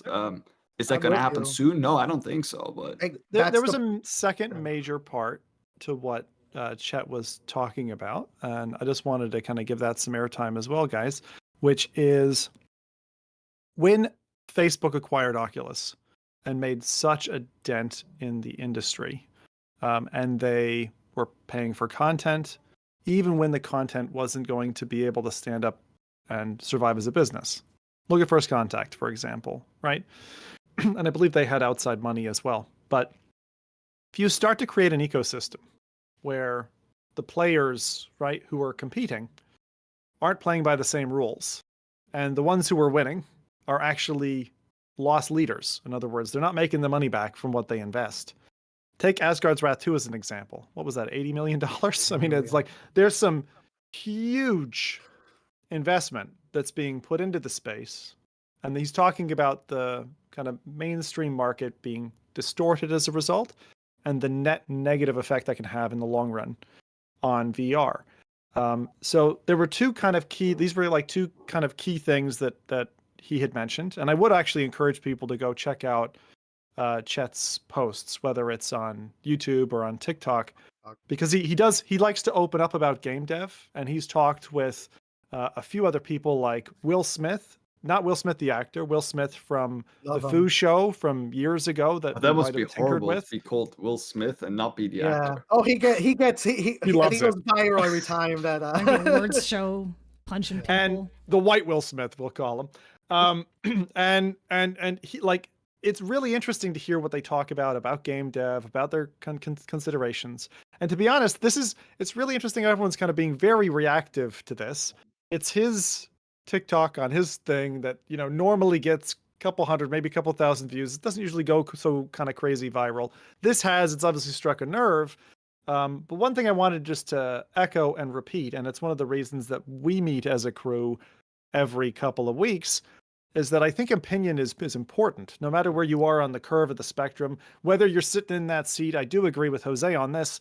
Like, as someone who has a strong opinion with a big microphone, but maybe isn't playing the game, I'd in some walks of life put Rowdy in that seat when it comes to VR. Doesn't play as much VR, doesn't create as much VR content as he did 5 years ago. But at the same time, Rowdy's not making videos about like, this is how VR is, Bam. Yeah, but it's but again, whether he's writing a piece for a blog or recording a quick short TikTok to answer a question to his audience, it's his audience, it's his like who are we to kind of dip into that and kind of like, ring the shame bell? So all I'm saying is, from an opinion point of view, I think it's important to remember that where people are on a journey, and he might come around again. Maybe he'll change his perspective in 5 years from now. Maybe not. Maybe he'll stick to his guns until he hits his grave. But the point I'm mentioning is this discourse is really good. I really think it's important to like continue to challenge and prod and poke. Yes. And express your own opinion and feel good about that. So that's all. Even if it's wrong, like, it's fine to be maybe. And you can't really be wrong with an opinion, so I used the wrong word there. But what I mean is, we're all on a different educational journey, a different experiential path, and you're going to want to say what you want to say, whether you're in chat or in front of a microphone, in front of a podcast. What I would like to encourage people to do as we walk into 2024, listen to others' opinions, reflect and react to them, but just not witch hunt. That's the only thing, because I don't think we should go pulling someone down who's standing in front of instead of their audience and expressing their opinion and it happens to any creator as well, where the one thing you said along your journey all of a sudden explodes and everyone remembers you for that one little thing. I mean, the good part, that's the responsibility. That's the responsibility that the person sharing that opinion should carry, right? I think I fully agree with you. Like, nobody should ever go on a witch hunt, but it's also very important to highlight the biases when somebody has an opinion, right? Because that's what's happening in virtual reality right now, is that there's a lot of people that say how an industry should be. It's a brand new industry. There's no such thing. There's no historical data. The only closest thing is the computer adoption story. And even then, when you look at the historical story of how computers went mainstream, we are already diverged. Like, we are completely going a different path. We didn't have Gorilla Tag when computers were coming out, right? So nobody knows. We're all in this together. And we need to be aware of that. So if some guy who worked in the VR industry, yes, has his badges of honor, it's important to listen to them, but it's also important to say, okay, well, this is my, if they're saying an aggressive statement, this is my aggressive rebuttal. You know, like, give me what you're doing to make that better. Are you talking to the people like Rowdy mentioned? You know, we have, you know, LCD panels now that adjust to the eye user. Are you talking to those people, or are you only talking? And once again, I love them. Or are you only talking to Will Smith from the Foo Show from almost 10 years ago? Right, a lot has come since then. Right, like VR is here. The VR is mainstream, and all the cool cats that are really sweating way more than me, or way more, like, you know, they're out here, and they're just unfortunately don't have those platforms. And it's unfair that people with the bigger microphones are kind of saying how an industry should be. I don't think I don't think their influence is necessarily imbalanced, because they got there for a reason. But the effect that they can have, I think, is less than, like, what another point that Chet was talking about was, you know, this whole idea of make someone sick, they're not going to put the headset on again. Takes me back to my mom's example, right? It's like, tried it once. I'm 5 years later, still doesn't want to put a headset on. So there's some merit to what they're saying, but on the flip side, and just to throw my hat in the ring, in terms of opinion, like, man, I want them to throw every hardcore makes you sick kind of thing at us, because what comes out of that, instead of kind of shackling development, what comes out of that is the natural path. It's like rainfall turning into a stream. Like, the stream will happen. Like, Gorilla Tag was going to happen naturally once that model hit the web somewhere, because people would start feeding into it, finding, hey, this is a natural movement mechanism. It feels like I'm playing tag, you know, when I'm at the schoolyard from when I was back and I was 8 years old. Like, that stuff is going to come out in the same way that Beat Saber did. But again, it comes back to experimental trials, getting through those users who can stomach stuff, and then that model kind of going through cycles of development and evolving. And I don't think the talk of the industry is going to hurt us. And I also don't think that making a poor decision as a developer is necessarily going to hurt us. It might hurt your studio. You might sink, right, because of a bad decision you made on a game that you made. But all in all, what's going to end up happening is the experiments and the populace are going to lead to a path in that evolution. But if we shackle it, it's going to slow the whole thing down. And that's the only thing that I'm, let's say, nervous about in this environment, is I don't want someone saying, hey, we got to definitely put the shackles on. Because I think, for example, when Oculus launched the Rift, and they had those 3 settings where they're like, oh, you got to rate your game as comfortable or uncomfortable or whatever. I get what they were trying to do. I don't think that's the right way about doing it. I'm glad that's kind of died off now. We got to find a way to, like, make people's initial experiences with VR positive. Or do we? Love that. Yeah. Do we? Can we make them sick the first time? I think we can. I love that. I'm with you. I just think what we should do is probably we should retire for 2024. Any sentence about our industry should start, this is how VR should be. Because nobody knows what VR is or will be or is going to end up like. That's really what's happening. Is I saw one of the responses that I wanted to highlight to chat outside of mine was Dan from Cloudhead Games, where he agreed with him, and he kind of used Chat's opinions. Danny, yes, sorry. Yeah. He used Chat's opinion to also have an opinion on something that personally he has a bias on, which is the Valve's Steam store curation system. Right, where Dan used Chat's opinion to say, well, this is the reason why VR is hurting. It's because people can't find games that are made for VR in the VR store, because there are 2D games that have VR support on it. And he personally feels that that's not a VR game. But it is. Well, it's a fun debate. Exactly. If the game is made for VR, I completely understand there's games with bad VR implementation. That does not change the fact that it's a VR game. If you're in a VR headset, if you have the ability to use the controllers, even if it's an Xbox controller, if there is some type of input to the game, it's a VR game. Virtual reality, nobody said, when you look at the definition of virtual reality, it doesn't say virtual reality must mean that you must run around in the 6-foot space. But it's more quality of what you're looking for. If someone, like I saw Slime Rancher, for example, as a VR highlight during the VR, and I was like, oh shit, Slime Rancher's got VR, but it's a DL support. You have to go through all these hoops, and it's not even the full game. It's a shitty little experience that's not what I was hoping for. So someone who Tomb Raider. doesn't have that experience, Raider, they might be going into like, Final oh, this Fantasy. game has VR support, cool, and then they go in and they're like, this is terrible Correct. because they're showing not only like you don't know the pistol whip and the synth riders from the slime ranchers and the tacked on VR support. Yeah, You know, I it's- agree with you, but the sad part is that it is a VR game still. Like what you're talking about is quality and implementation. It is still a VR game. Yeah. This reminds me a lot of early Shitty one. computer console to PC ports, where when Microsoft started moving Xbox over to computers, Microsoft actually tried to stop gamers on PCs to not use their keyboards. They were forcing people to buy the Xbox controller for PC. Right? It's still a PC But this game. is a It's- discussion about definitions, and Yes. I don't think there's a lot of value in that, because if you for example say game, you know, then you know there's so many terms in it. Playing tic-tac-toe on the street is a game. Playing Half-Life Alyx, it's a game. You know, like it's just a definition of the game. But if you're talking about virtual reality game, the only thing you've added now, it's like saying board game.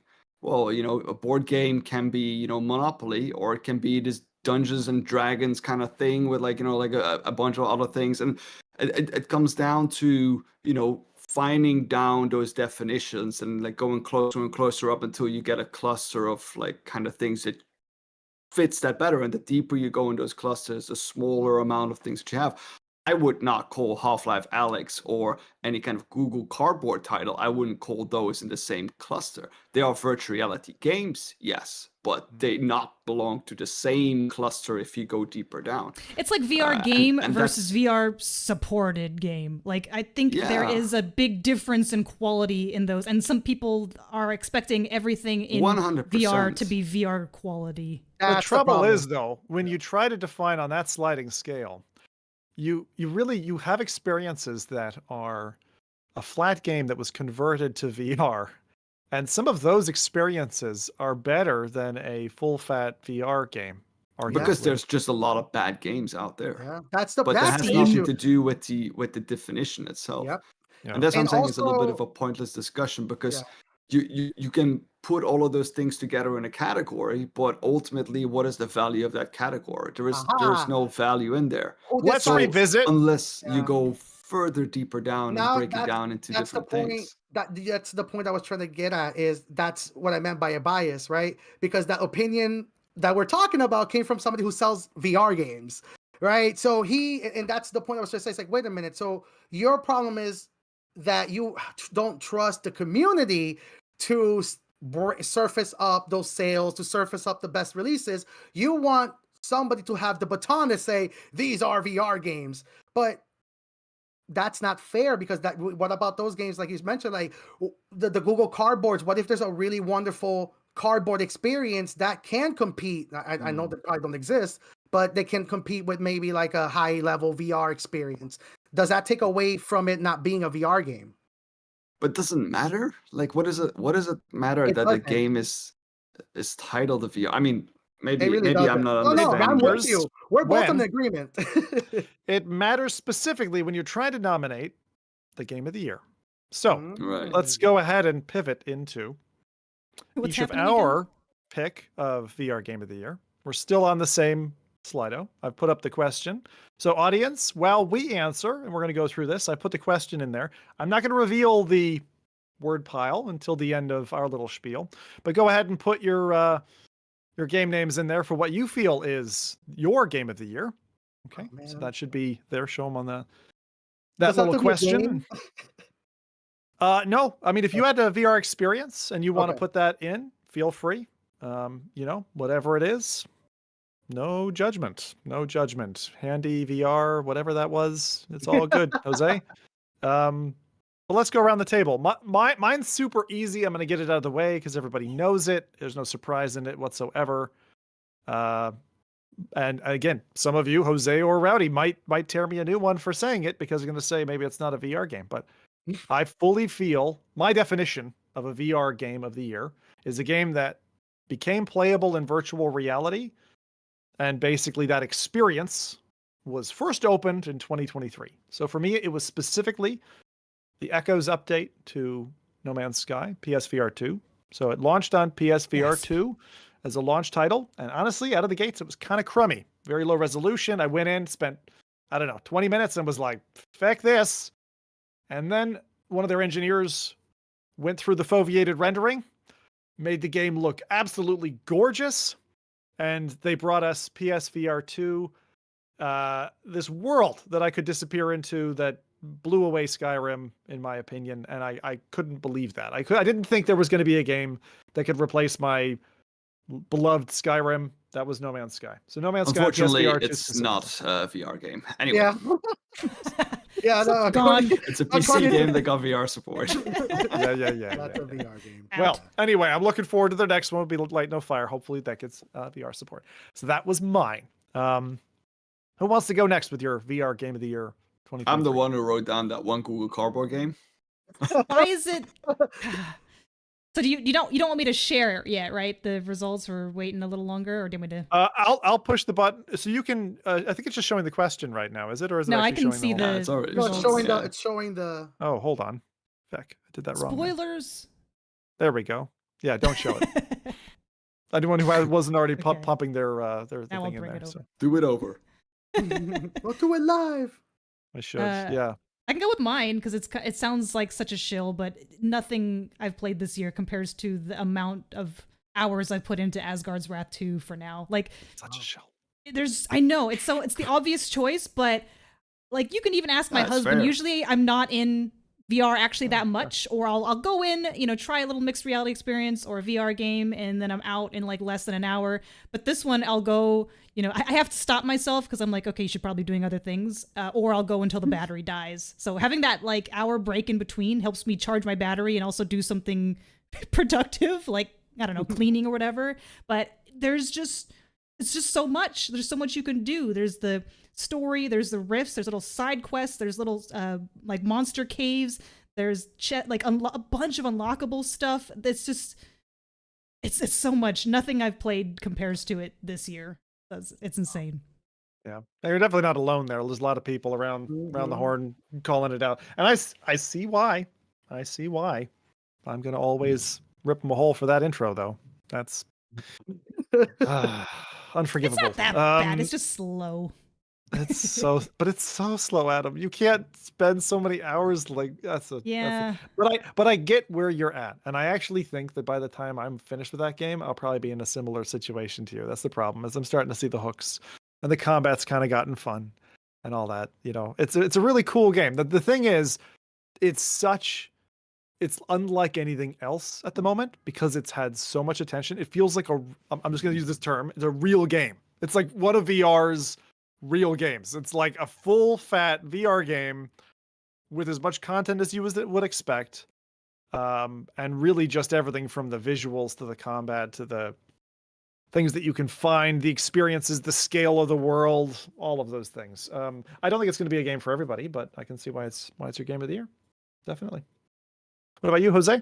Oh man, it's not a game, but it enables a lot of gaming. The Steam Link app. The Wow. Steam Link app for Meta has become my favorite application. Maybe because I was like, I feel like I manifested it in a way. So I was like actively waiting for it, and they delivered exactly what I wanted. Foveated rendering using eye tracking with PC VR. And also the screen dimming, and that it just gives a fresh breath of fresh air for PC VR games. Of course, virtual desktop exists, but it does require a little bit of a lot of adjustments and fine tunement, where the Steam Link app kind of made all that feel like magic almost. It's so nice to have it just turn on and immediately connect to my computer. Yeah, I'll tell you the number one thing with, as a suspicious. virtual desktop user for years, the thing that really still bugs me, and Guy needs to find a way to engineer around this. Like when I connect to my machine and it goes, oh wait, I need to do an update, and disappears for like 2 minutes, and you're like, I yeah. wanted Yeah. to Like, what do happened? something. Like half the time, that's my experience. Whereas with Steam Link, it's like so It's immediate. immediate, Yeah. right? Very It's the true. difference between, I don't know, like a PlayStation. Don't take this as my recommendation now, but a PlayStation Portal and having a Steam Deck that connects through Chiaki to your PS5. Like it's the difference of just smooth integration and being able to pick up and play like immediately. And we're all tuned to kind of immediate delivery now, with Ubers and TikTok and everything else. Good pick, though. Really cool Yeah. pick because it's also supportive of the direction that we're going, which is Yes. great, which is game anywhere in the way you want, in the headset that you want, and with partnerships that matter. That partnership is really cool. Yeah. All right. Honestly, the most important, in my opinion, of the year. But yeah. It's a cool pick. Not one I expected, but very cool. Rowdy, what about you? I mean, maybe I'll go for the less obvious pick. I mean, maybe it's still a kind of obvious pick, but like I think Breachers is probably Mm. a game in there that I think, switched things up a little bit, did things a little bit different, which I always appreciate, like just, shaking the bucket a little bit, like making sure that just taking a different approach. I really appreciate that just in general. And it's a community game, right? Like it's a game that grows because of the community behind it, which I think is pretty awesome. Well, very good. Well, let's see what the community did see. I love Breachers, but that's an honorable mention title. There's so many things in here, things that aren't game of the year that are just so incredible this year. I mean, this year, Gran Turismo 7 got me. I'm gonna show the results and then I can talk about the honorable mentions and things that I just have to talk about. But Rowdy, did you freaking ruin this poll? It was looking pretty bad. I did. It was already in the top leads when I edited it. It was the one Google Cardboard game was showing smack on screen. I think it's fixed itself now. The Horizon Worlds Legs update. Who the feck do we have at the audience? Oh my lord. Okay, it's not showing yet. VR Kanojo. That game's from before this year. That one Google Cardboard game, Horizon Worlds Legs update, Asgard's Wrath 2, Steam Link, so clearly not the only one, Jose, PC VR mods, Gran Turismo 7, Assassin's Creed Nexus, Breachers, No Man's Sky, Pillow. Those are the ones coming with the biggest names in there. Yeah, it's the AR like game where you play it's laying down, but that one seems interesting. Like I kind of want to try it. It's from Rosato. Yeah, I'm trying it tomorrow. You fish on the actually. ceiling. Oh, Pillow, yes. The thing I didn't like about it is there was another game that's a Sky browser. God, I wish I knew the name of it now. Where your ceiling opens up to the stars, and it was such an amazing VR experience. Stargazer or Skygazer, one of those two. And I didn't like the fact that Pillow basically stole that idea and just repurposed it. So I need to go and try it myself to just see if I can be like, okay, you have enough meat on the bone. You didn't just steal someone else's awesome idea. Rosato? No. Lucas. What's his name? Lucas Rosato, right? Yeah, I thought I was trying to make him into a pasta dish there. Yeah. But like he can be a little bit acidic at times, and so I have a kind of a hot and cold relationship with that guy. But we've had him on the podcast before, and he's done some pretty cool projects. And he's also another one of those self-starter types who lights fires and makes them burn. So I like that about him. So yeah, really keen to try it. But that's Pillow, and then is the Legs update just out? Wasn't it just released like last week or something? Well, they released Legs in Meta for the characters, and then to Horizon recently. Oh no! It came. Didn't it just come to the home? The home, and so developers like, for example, the Cabin, those characters might have legs, or Golf Plus might have legs at some point soon. But I think they have to implement, so there's still some dev time needed. That's pretty cool. Anything else there on that map that you guys are seeing? I'm seeing the Prey Dog. Vertigo 2. Sorry, Resident Evil 4. Vertigo 2. I see some of my employees are trolling me. I saw Eros Tour there. Like I mentioned that last podcast. Like I don't know if you guys are on TikTok, but or on Instagram Reels, but like virtual like concerts being seen in VR are actually trending quite a bit. Like I saw somebody watching my employees, like my COO and a few others, like the Taylor Swift concerts in VR. There was like and a there's another one, thing, Blackpink. Yep, and that was a Horizon Worlds official venue. And that one, like that one had numbers. There was people on TikTok being like, "Hey guys, join me in Horizon Worlds!" Like people completely outside of the VR industry. These are just TikTok influencers. That's a good point. I really like there's one listed there. Vampire Survivors played in virtual desktop. Honestly, playing that on a massive screen is super cool. I've done it, and they just came out with a new mode to their game that kind of adds like a story element to it, which is really cool. But the crossover with Among Us is something that if you're a Vampire Survivors fan, you should go get that DLC because it's really cool. You basically get the Among Us characters in the game in a map that looks like one of the Among Us maps, and it's just like, I won't spoil any of it, but the bad guys and everything in that are super, super fun. So, all right. Well, it looks like the community's pick of what's your VR game of the year 2023 was that one Google Cardboard game. Thank you, Rowdy, for Good job, everybody. I'm so proud. Good job. biasing I another really vote. need to play that one.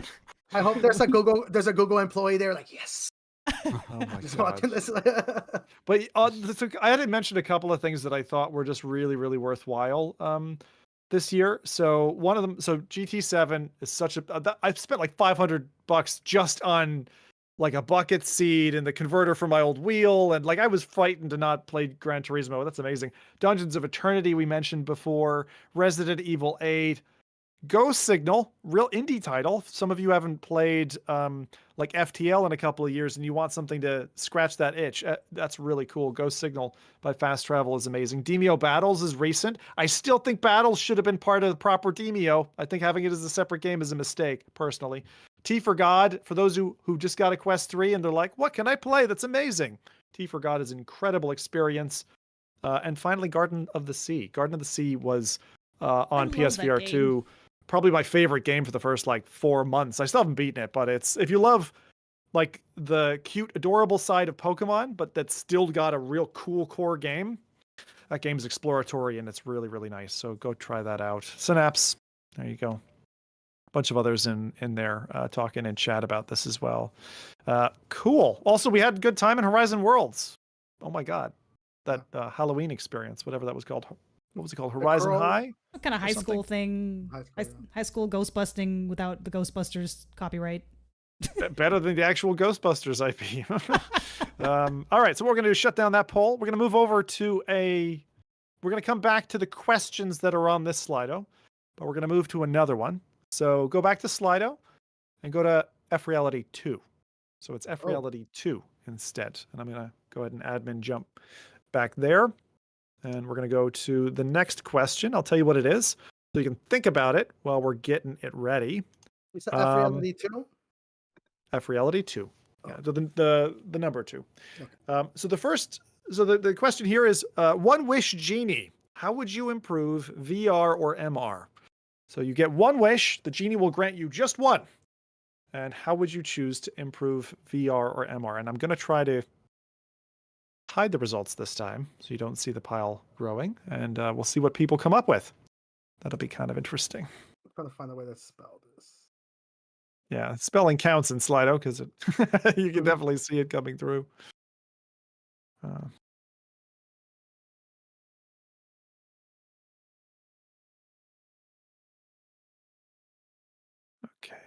submitting my little piece there. If you're there with our audio, thanks for putting up with us through these questions. Well, we're going to start to show off the pile here just in a short minute. So again, that's Slido FReality 2 to get in. Go ahead and answer the question of, if a genie magically appeared, gave you one wish, how would you choose to improve VR, MR, any of all that in our industry? Curious to see what kind of comes through. All right, I just read haptic underpants. That's a good one. Spoilers. That wasn't me. I feel like that should have been me. I felt like that might have been you. Yeah. It was not. Oh my God. There's even some scarier options coming through here. You guys are great. I love it when the audience really dips in, gives us their real answers. Very good. I think that one was mine that you saw. We'll see. Haptic underpants?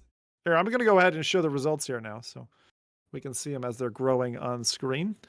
I saw AI holodeck. I saw field of view and wider field of view. I saw spinal connection. I don't think that's Rowdy's one. That's mine. That's mine. Is that yours? You said magic, right? Oh God, lower cost. I actually think lower cost is a really important thing, just to get VR out to more people. I still think that, the fact that we're almost 10 years in, Full micro OLED. why don't we have VR in hospitals more? I think that's a really important, that just feels like a humanitarian Yes. miss right now. Yeah. We need that. That's what I wrote as better retail experience. I think we need better ways to get people introduced to VR. That's exactly what I was trying to get at. Yeah, that's a good one. We had DayZ VR. I know I've been begging Oh. for that for a few years. Someone else is kind of like me that way, or a DayZ like VR. No more metaverse. Hey, I'll tip a glass to that one. AAA content. Yeah, I think we got some. Could use more. Could always use more of that. 8K HDR. 8K HDR. Yeah. I was not an HDR guy before PSVR 2. Now I am. I am an OLED and an HDR guy. And 120 hertz. Thank you very much. I'll have all of that. Thank you. Ooh, I like that one. Huge. A bigger, heavier Pimax HMD. Please, God, no. Think of the children. Someone has said. Micro OLED. What's the benefit of a micro OLED over standard OLED?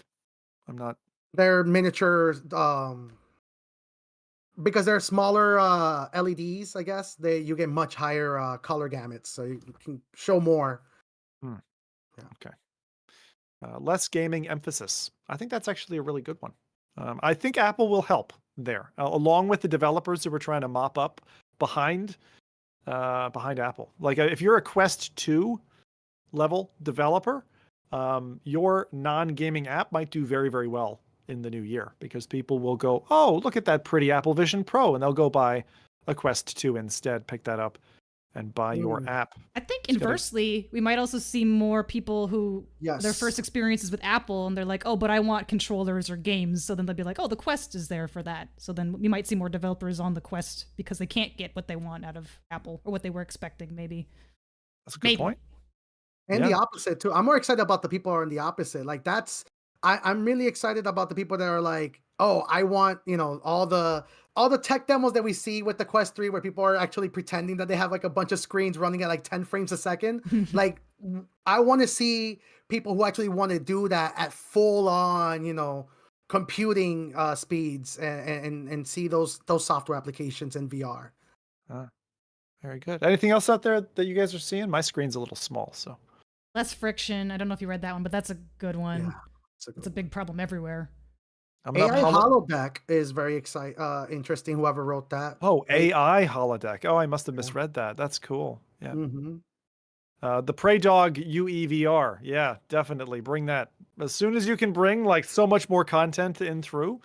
That would be great. I've heard very good things about that. Real quick, this guy you had the opportunity to make a wish to the genie, and you just told him to do the injector just for Unreal Engine. You should have said Paradox for every single engine. Oh, no. Like you have a genie. That's true. What? I know some of these people are very self-limiting. Like 8K. Why not 20K? Why not 100K? Give us full body tracking. Damn it. Yeah, some people, and it's been moderated out, so I'm going to apologize on behalf of whoever built Slido, but AAA porn has been moderated out. Oh, no. Was that bigger than AAA content? I don't know. Along with 8K HDR for some reason. That's weird. Words moderation there. Offensive. DayZ VR. Oh, yeah. No, actually, that's so funny. Okay. Yeah, there's a lot more. There's a lot porn recommendations. Oh, those are the fun ones, though. We should read them out at least. Yeah, it's a lot. Let's see. We got porn, more comfort, MR porn, one click and it's on, less friction, better form factor. MR porn, so she's in my room. God, this is thirsty people. Better retail experience. I think we said that already. What else is here that I haven't seen? That's pretty much it. The problem is there's a word filter, and I think I forgot to switch it off. Sorry, I normally turn that stuff off. Okay, that's good. Let's move on to the next question, I think. We'll lock that one down. Chat is clearly showing their hand with that one. The next one is going to be this. What cool things, this one's clearly written for Rowdy. What cool things have you done with AI and LLMs? Those language models have been keeping you warm at night. So what cool things have you done with AI and LLMs? This is a good future for VR because, like we had alluded to in the last Genie question, there's a chance that before long we'll be able to type a little prompt out and jump into a world. I can't wait. Could that be a year from now? Maybe. At the rate at which things have progressed this year. Be pretty cool. All right, I'm currently hiding the answers, but there are some coming through now, so keep tapping away. Cool things that you've done with AI and LLMs. And if you have multiple answers, feel free to enter multiple prompts. No Oh, I problem. didn't know that. You can pop in as many as you like. That's true for the rest of these questions, by the way. I do need to mention maybe real quick that I need to run in like 10 minutes. I don't know if we'll be able to finalize before then, but I'll see. otherwise Rowdy. I'm gonna There's have to leave it running. 4 questions. That's okay. We can just turn your camera off if possible. Is that possible? No. I'll figure it out. Yeah. You have 10 minutes to think about it. Let's do it. Well, all you got to do is bring Craig in. We'll just replace Rowdy's spot with Craig. That work? I guess we'll try it. We'll see what happens. No, maybe. We'll rush it. I don't know much at the end other than the questions, so we'll run through the questions in 10. Okay, what do we got? I can leave it open otherwise. Nothing? Nothing. Dang.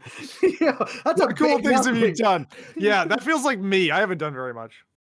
I've created some artwork. Someone got handed nuclear launch codes, made work easier. That's very generic. Created an AI VTuber. Okay, that's Ooh, cool. that's fun. Wait. Is that someone I know? Might be someone I know. Concept generation for a VR game. Yeah, that's a good one. That's A cool. lot of people uses it for rough drafting. Skybox and stuff. Replaced my assistant. Oh god. Mm, yeah. Analog processors. AI therapy. What is AI Ooh. therapy? Is that where Oh, you that's talk to an interesting. AI for a friend? Yeah. Yeah. That's pretty good. Built a chatbot. Okay. I'm going to curtail that. We're going to keep these short. Go ahead and Handed stop that nuclear launch codes. You missed that one. that was good. Oh. Nukes. on the back of a bike. All right. Next one. This is really a wrap up from this current year. I know Adam's answer. What VR game are you still trying to beat? What VR game are you still trying to beat? I'm going to go ahead and leave that running. Let's let it populate. I'll leave it showing so people can see it. I think it's good. I don't Lone want to Echo do 2. my obvious one. Yeah, we'll go for a different one. It's actually true, so I'm not lying. Well, I could do multiple, right? So You can do multiple. Fire away. Wow, Asgard's Wrath 1 is popping out. A lot of people are trying to do the catch up with the original. I tried to do it before 2, but I never finished it. And then I was kind of like, well, I'm in 2 now. There's no way I could do 1 and 2 at the same time. It's like impossible. Looks like we've got Anton in chat because my meat is showing. Yeah, I was gonna they got bigger too. Keeps getting Yes, getting bigger. get past those filters. We got Half-Life Alex, Lone Echo 2, Assassin's Creed, Drunken Bar Fight. Didn't know you could beat Drunken Bar Fight. That's Oh, what it's I'm a lot trying of to figure beating. out myself too. A lot of beating going on there. Oh, beating, right. Yeah, I got Yep. it. Chronos, yeah, I still haven't beaten that. I am not going to beat that game. I've given up. That's an old third-person game. Okay. We got Red Matter 2 in there. Yeah, so a lot of Into the Radius is another tough one. Saints and Sinners, that's another good one. Either the first or the second. Light Brigade, Derail Valley, I bet that is tough. That sounds difficult. We've got Alex, What the Bat, 420 Blaze It, my mom. Very, very nice. Beating your mother over the holidays. Jeez. Okay. Good. All right. Well, we'll go ahead and cap that one. We've got 3 more then. Let's go ahead and deactivate that poll. I'll go ahead and lock it. And What we could do is if Rowdy leaves, I can just keep it on the media scene and then just shuffle things live, old-fashioned style. Yeah. Okay. Just have a box. no Pretend worries. Rowdy's there. That's I always pretend Rowdy's there. In our Little hearts. Rowdy on your shoulder. That's right, all the time. All right, so we're gonna hop over to the third one of these. So it's gonna be FReality 3 this time. Okay, that's FReality 3 for the third set of 3 questions, and then that'll have us done. So what we've done so far is we've done past, which was looking back at 2023. We've done present, which is what you're trying to keep up with and all that kind of stuff. And next is future. There's 3 things for future. So we go ahead and throw up the question. I'll ask it out here. Who should people tune into, obviously other than us, in 2024?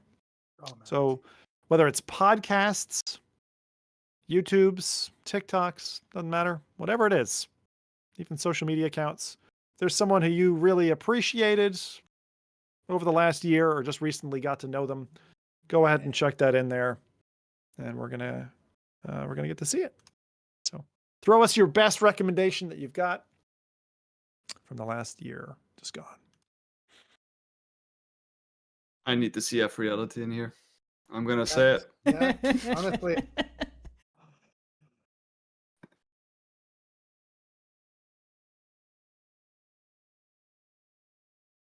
Okay. He distorts every feckin' one, doesn't he? Yeah. I'm gonna keep on doing that. That's fine, Rowdy. It's a good old show. Actually, you know what I'll do is I'll leave my camera up and running, and Okay. I'll just put it on mute. Okay, sounds good. That's Make maybe sure- a better idea. Make sure nobody runs around naked while you're gone. Or Yeah. I'll try. Hey, we might need the viewers, right? All right. That sounds good, Rowdy. Cheers, man. Happy holidays. Bye bye. Bye. All right. Cheers. All right. So we're answering the question, who should people tune into in 2024? Anyone who you've got?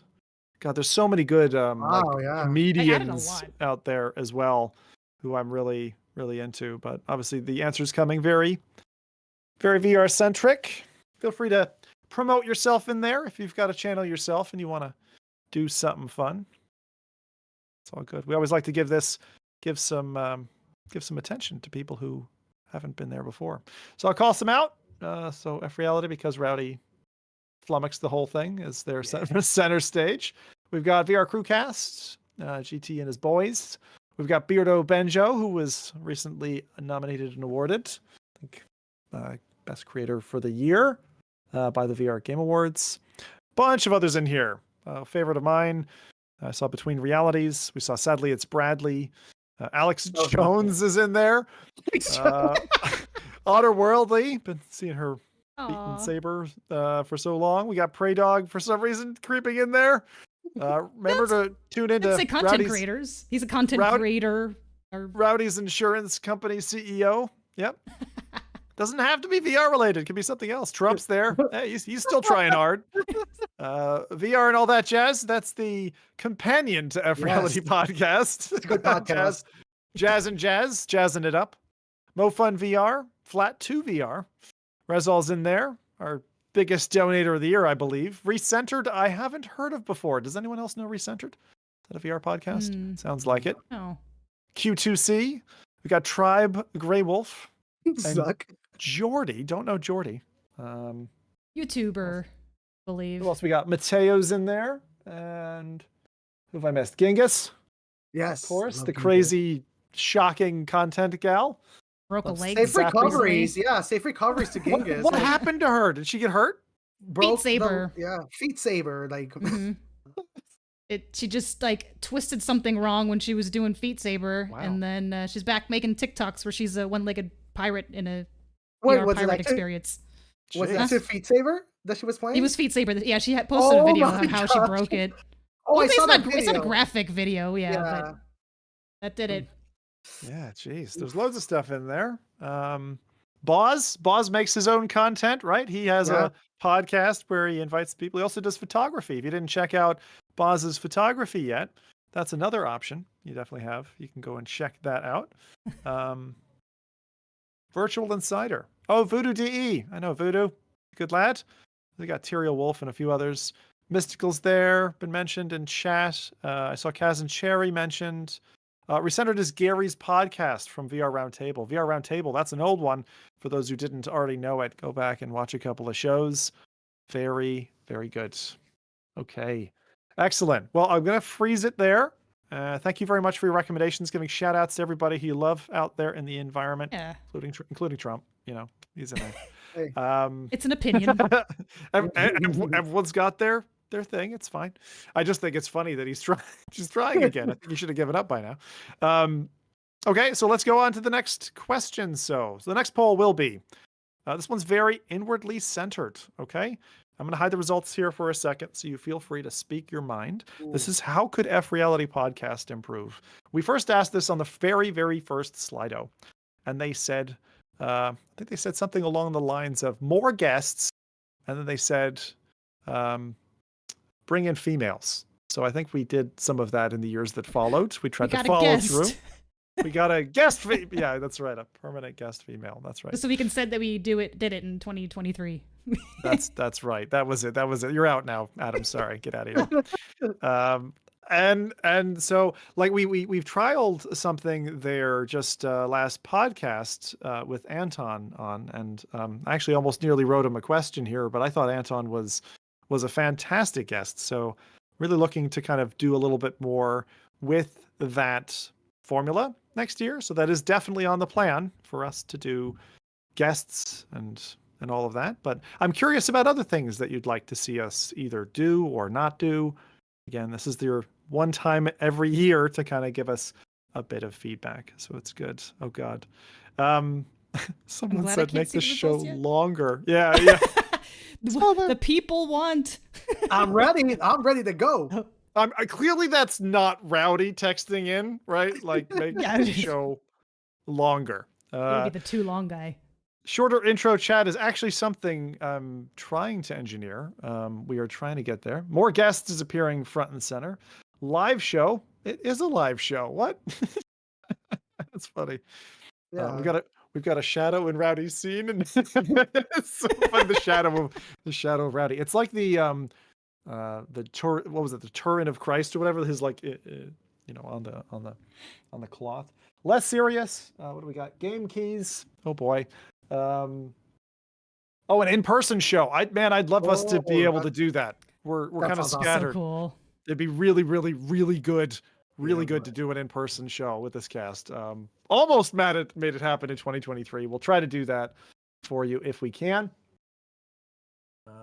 Change the time. Okay. If you're interested in time changes, let us know in chat what you're looking for.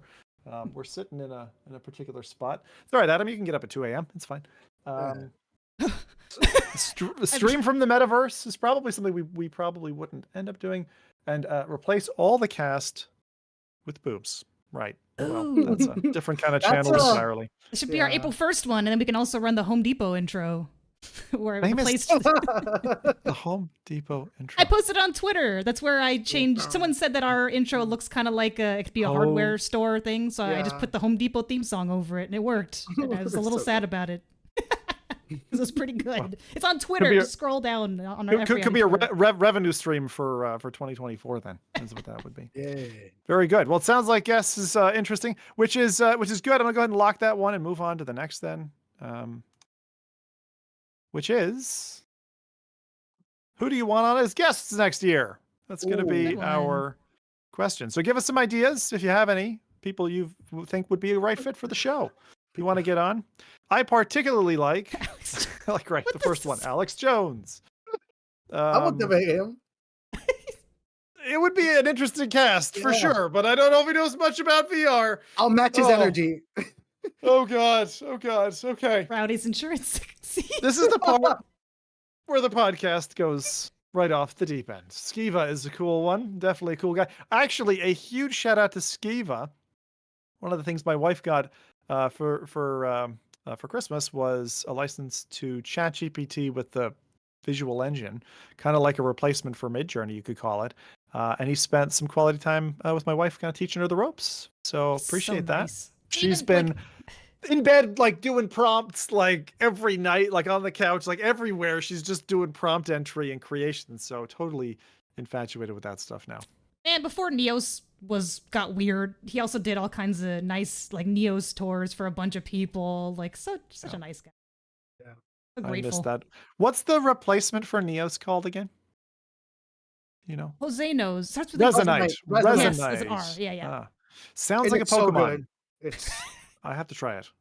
It's like a Pokemon. There's so much to talk about Resonite that I probably wouldn't finish if I start talking about it. Yeah, but definitely if you haven't checked them out, Alex and Skiva put on a great show with Between Realities. I think last year I gave that my kind of favorite, my second favorite podcast of the year, taking a tip from Monkey Island. So there's Bobby Lee, who loves VR. We got Tom Segura. Segura's great. Oh man. Man, there's no way cool. we'd ever land Segura, but it sounds cool. I'll Zuck- send him a message in Spanish. I'll be like, "Hey, Thomas." Man, Riz Darby is definitely the guy from Down Under who voiced part of the Alex, Half-Life Alex track. He was the Oh. grandpa uncle character who was kind of comedic. It would be so cool to get him in. Why does my better camera want to be a guest for me? This is all you get. Nim Zoni, Thomas Vandenberg, who was from, I think, Painting VR. Alex Jones is here again. We've got Zuck, Trump, Chet. I would love to bring Chet on for a conversation because I think it's a real diametric like opposition that we have like between some of our views and his. It might be quite different.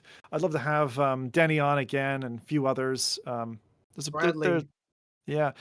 Bradley. That's another good one. Beardo Benjo too. He doesn't come out of his shell that often, so it would be like to bring him around. Trail Seeker as well. Again, would totally do it. Carmack. We've tried to get Carmack in the past, years past. Probably Provy one we tried a few times. Gabe, again, probably not going to happen. I appreciate you suggesting the idea there. Anything else popping up that I'm missing? No Weekly Man's and Sky shorter. Dev. Some people are stuck on previous questions. Yeah.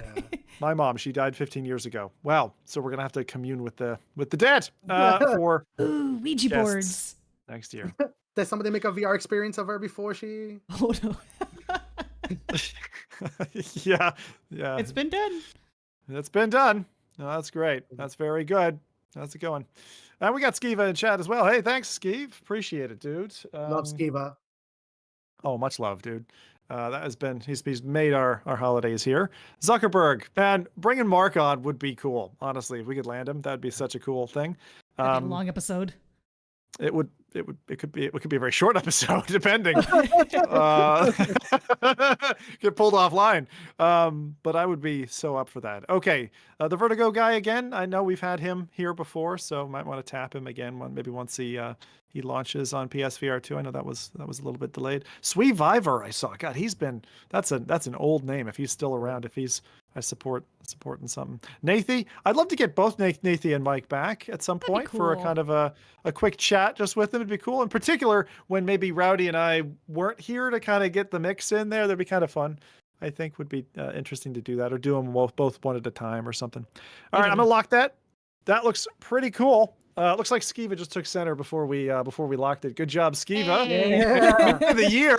The people have so that means we're gonna spoken. bring him Honestly, in as a guest for next year. the grandfather of VR, the godfather. He's of not VR, that old. I call him the godfather of VR. He's just very tall. That's the Yes. thing. Every single time, I'm like, you ever walk into a room with somebody and you get a kind of funny feeling? I get a funny feeling because I'm like, I know I'm gonna get lifted up out of the air. Like I'm gonna be a 3-year-old again, and he's just gonna pick me up. But it's a funny, every safe time, every feeling. time. It's like I don't know. I feel very protected around Skiva. I'm like, oh, Yeah. Skiva's here. Everything's gonna be fine. It's such a gentle giant, that guy. Unless he doesn't want to be, and then things can happen. Oh, So, all right. So with that, I'm going to go ahead and stop there. I'm going to go back to the very, very first one where we had the questions. Okay. And we're going to take Okay. some questions, and then that will be us for today. So we're going to go ahead back to, I'm going to the Q&A. And we're going to just go through, I don't know, top 10 or as many as we can get through without boring you guys to tears. So it's again at slido.com/FReality. You posted a question into one of the other two, then post it again back into this one. This is like our container. There's 17 questions there. You should be able to see it there. I'm going to go ahead and just open these up. There's been minimal upvoting, so it's a lot of kind of random questions. Okay, and I'm going to go ahead and just read down the list. For some reason, it isn't organized on my side. I don't know why. The first one up from Anonymous, it is, why I why didn't write this. That's so funny. Did you write this? I Why is Adam the didn't. best FReality member? Question to everyone except Adam. Oh, well, I'll tell you because she puts up with my shit every intro. That's probably my answer to that one. best thumbnail game in the podcasting game. Like honestly, nobody does it better than Adam. Like I see a lot. Listen, I'm willing to to shoot those shots. Like any VR podcast cannot hold a candle to Adam Bombardi. Period. It's alright. There you go. There you go. Next up, and this one Adam is allowed to participate in. What is your unpopular VR opinion? I think Jose's primarily got Ooh. unpopular VR opinions. Yeah, but that's all I am. I had this one in one of my Slido responses, is that we should be mindful that they're like kids are going to be the biggest adopter of VR. So we shouldn't necessarily be in our own bubbles of millennial, or oldness. So we got to, they're going to be the ones that are going to be pushing VR forward. So we really have to, not that we necessarily have to make kid centric things, but just be mindful that target audience is going to change to a younger demographic that might be more plastic and flexible and Pass the baton or we'll rip it off.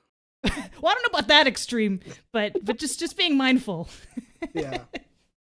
So Yeah, that's good. more kids. I hate to say it, I don't like playing with kids. I agree with most people, but kids are still going to be important to the growth of VR. Definitely is, especially from the development side, like them just getting into it, learning they can build a world, and then building worlds that we want to be part of. You don't necessarily have to crew up with them in breachers, is what I'm saying. Right? Fun fact, even though it's not a VR game, Lethal Company, the big game that you've been seeing everywhere, the SCP one, that was made by a 21-year-old who learned to game dev from Roblox. Seriously. Yeah, One Amazing. 21-year-old from Roblox. Yeah. love to see it.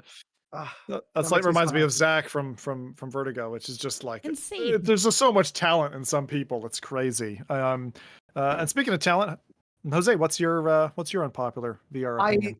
Adam pick one out. completely, All of them. Adam completely nuked out my opinions. Like Okay. I am like 1 billion% behind what Adam just said. It's true. Like, and I really mean it. Like, even if it sounds aggressive, like we need to trust the generation after us, and we should stay quiet. Let them break the stuff, and we fix it, and that's how we're gonna get to the mainstream. Yeah. God, well, I certainly love the kids and all that, but I don't know what my unpopular opinion would be. Again, like you, Jose, I tend to have unpopular opinions when it comes to stuff like Medal of Honor or Asgard's Wrath and stuff like that. But I think my unpopular opinion would be that take the safety off. Like, take the feckin' safety off and fix your goddamn stores, because it's not fair on indies to get their stuff shown. We do curation. I think curation to some extent is important. But honestly, I look at the Quest store today and I can't find anything. As a new person who's remembering what the Rift store used to be, what Oculus Share used to be, finding that new experience, which I haven't seen before, I just keep running across the same stuff. And it's like, I don't believe the stores are working in the interest of developers right now.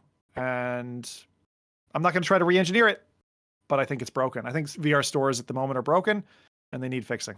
That's my my current opinion. Next up, bets on when Deckard will launch. This is Valve's potentially wireless competitor to Quest. Deckard, when will it launch? Month and year. Fire. I thought I Take was a supposed guess. to say unpopular opinions. That was the last question. Not for another 5 years. Not for another 5 years. I heard 500, and I was thinking that was a little long. Five. I would say 5 years. Adam, is it coming? You know what? I'll go sooner. I really don't think it'll be sooner, but I'll go 3 years is gonna be my That's a just good to be one. different. Although I think, yeah, I'm go trying to 3 think how years? many other renditions of Steam Decks we're gonna go through before. I'm we going to get go to Deckard. aggressive. I'm a Steam Deck aficionado now. I'm a feckin' lover of that. And I think holiday next year would be the perfect time for Valve to come in, not lose the steam that they had, the steam they had from the Index, and absolutely make a bid on it. What I'm talking about is, so Deckard being essentially equivalent to a Steam Deck, but a VR headset, so you're wearing it, and probably with the full Steam Deck functionality baked into that as well. Same I'd love CPU. to see that holiday I- next I- year. I would say an announcement next year.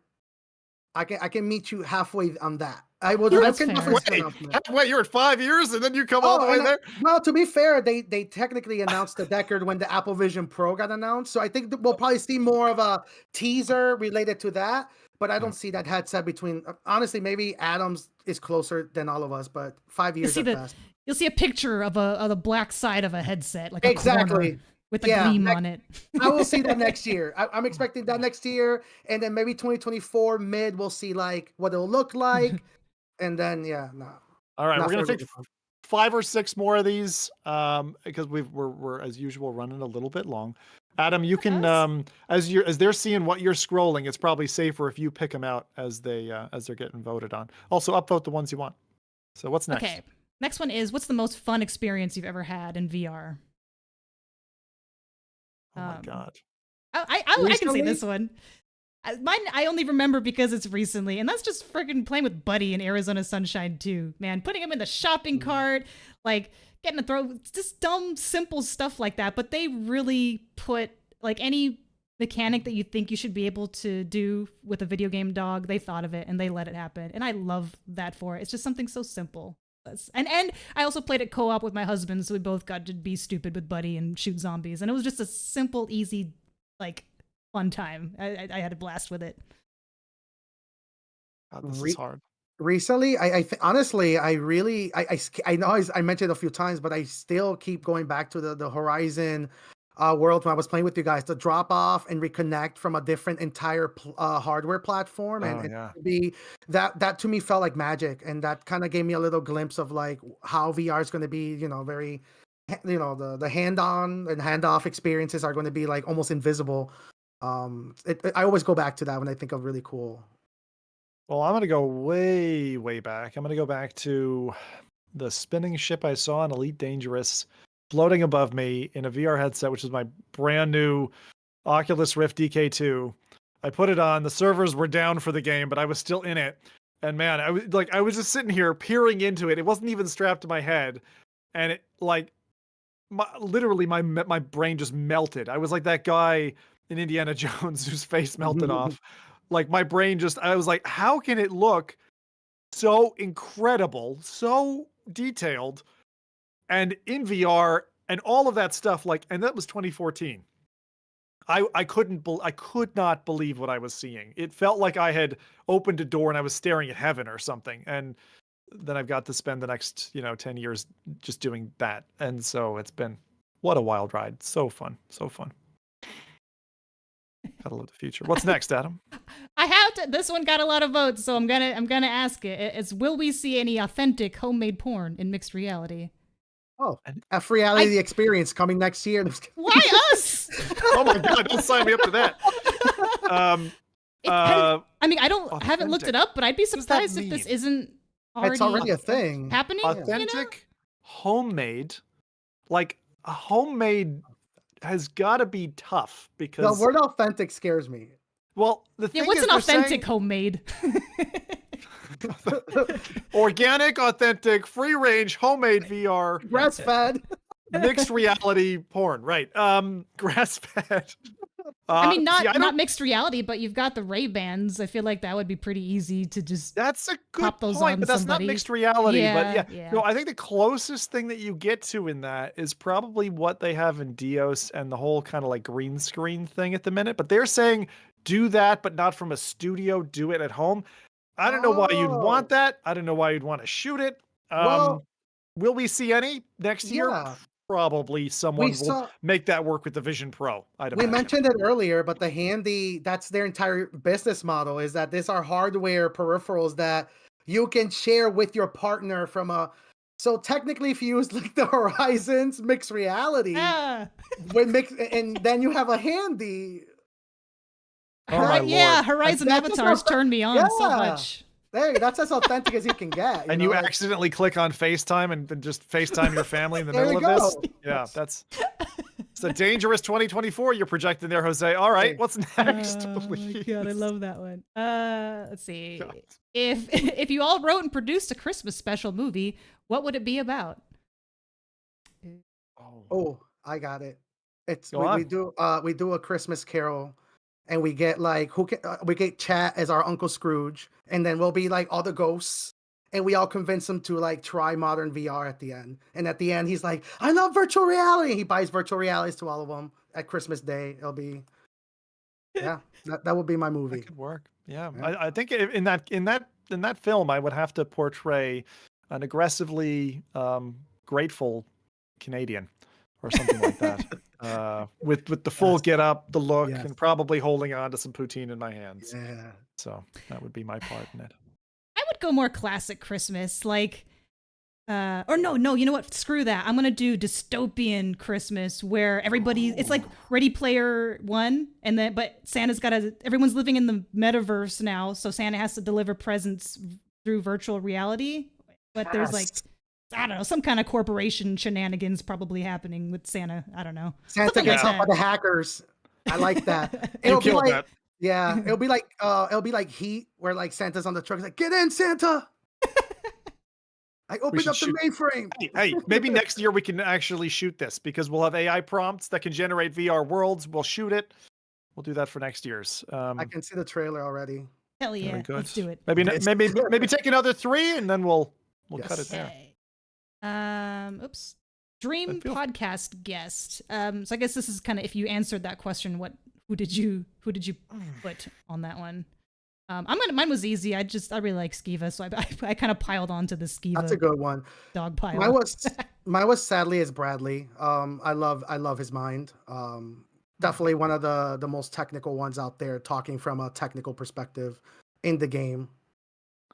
Ooh. I would want Christina Pazitsky, Tom Segura's wife, because she hates VR, thinks it's a complete waste of time, and I would just love to sword fight with a comedian live on the podcast. I think that would be hilarious. So that'd be cool. That'd be so rad.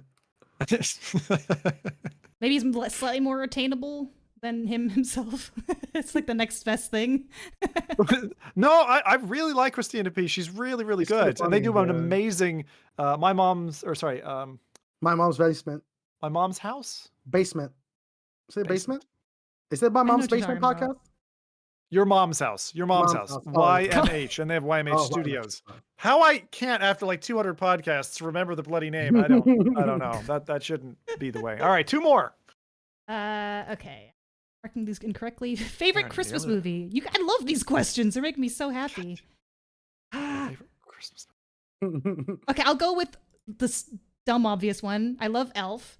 But then semi-recently, sadly it's only available on like Apple or something, but Ryan Reynolds and Will Ferrell made I think it's called Spirited. They made a movie together, and if you haven't seen that one and you liked Elf, you probably like it. Like I said, unfortunately, it was only on like Apple Plus or something stupid, but maybe worth the free trial around Christmas time for that one. Was that Elf or Alf with the A? Elf, the Will Ferrell Elf. Okay, Elf. You've seen Elf, right? Well, yes, but Alf, ALF, is very different. No, not the Muppet guy. Okay, yeah. I wasn't sure which one you were saying. Muppet guy. Oh man. I think it's called The Santa Claus with Tim Allen. The first one? Yeah, it's the first one. Oh, so good.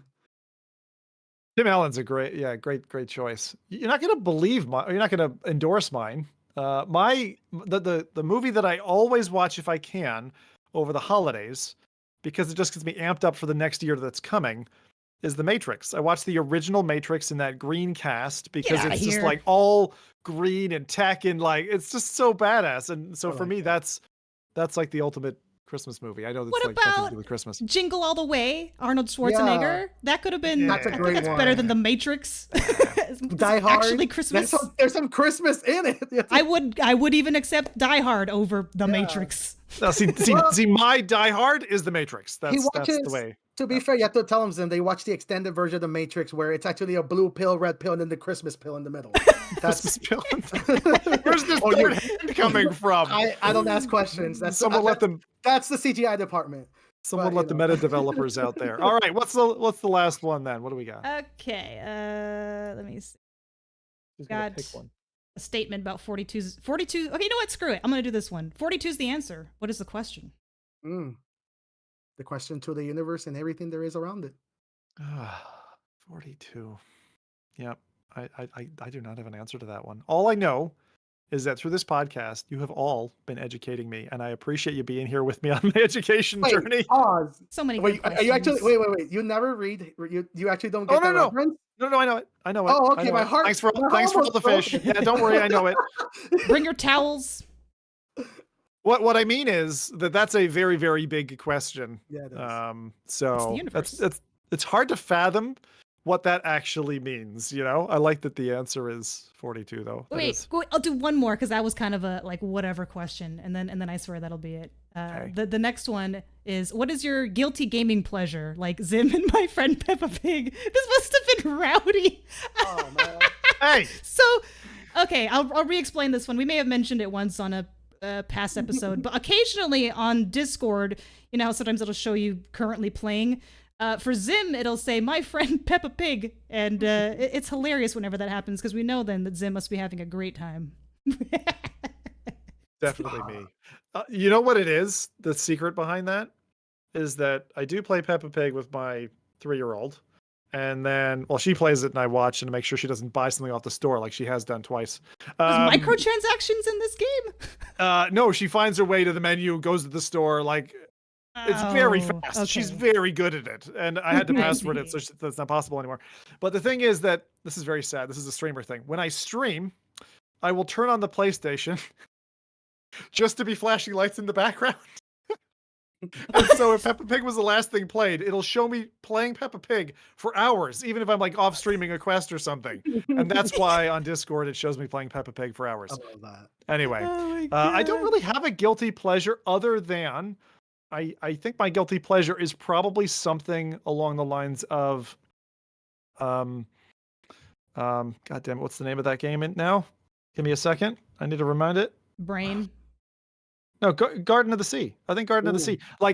For being a dude who's like a Quake and Unreal Tournament guy, like I'm an old FPS dude, to love a game that's about cute characters and carrots and stuff. Okay. Is kind of a juxtaposition. So definitely Garden of the Sea for me. I haven't beaten it yet, but yeah, I adore that game. It's just Now I feel more comfortable answering mine because mine's kind of cheesy, but Kingdom Hearts. It is. Yeah, I am I would consider myself a pro gamer when it comes to Kingdom Hearts. I can dabble.